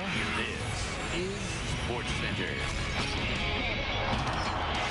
Rivals collide across the college football landscape. The Big Ten up for grabs. See why it's a three-way tie for the crown. Feeling Boise State's pain, LSU goes down. Arkansas makes its BCS case. Meanwhile, TCU takes care of business in a laugher. And Oklahoma divided by Bedlam. Who's title bound? That's a pick six, folks.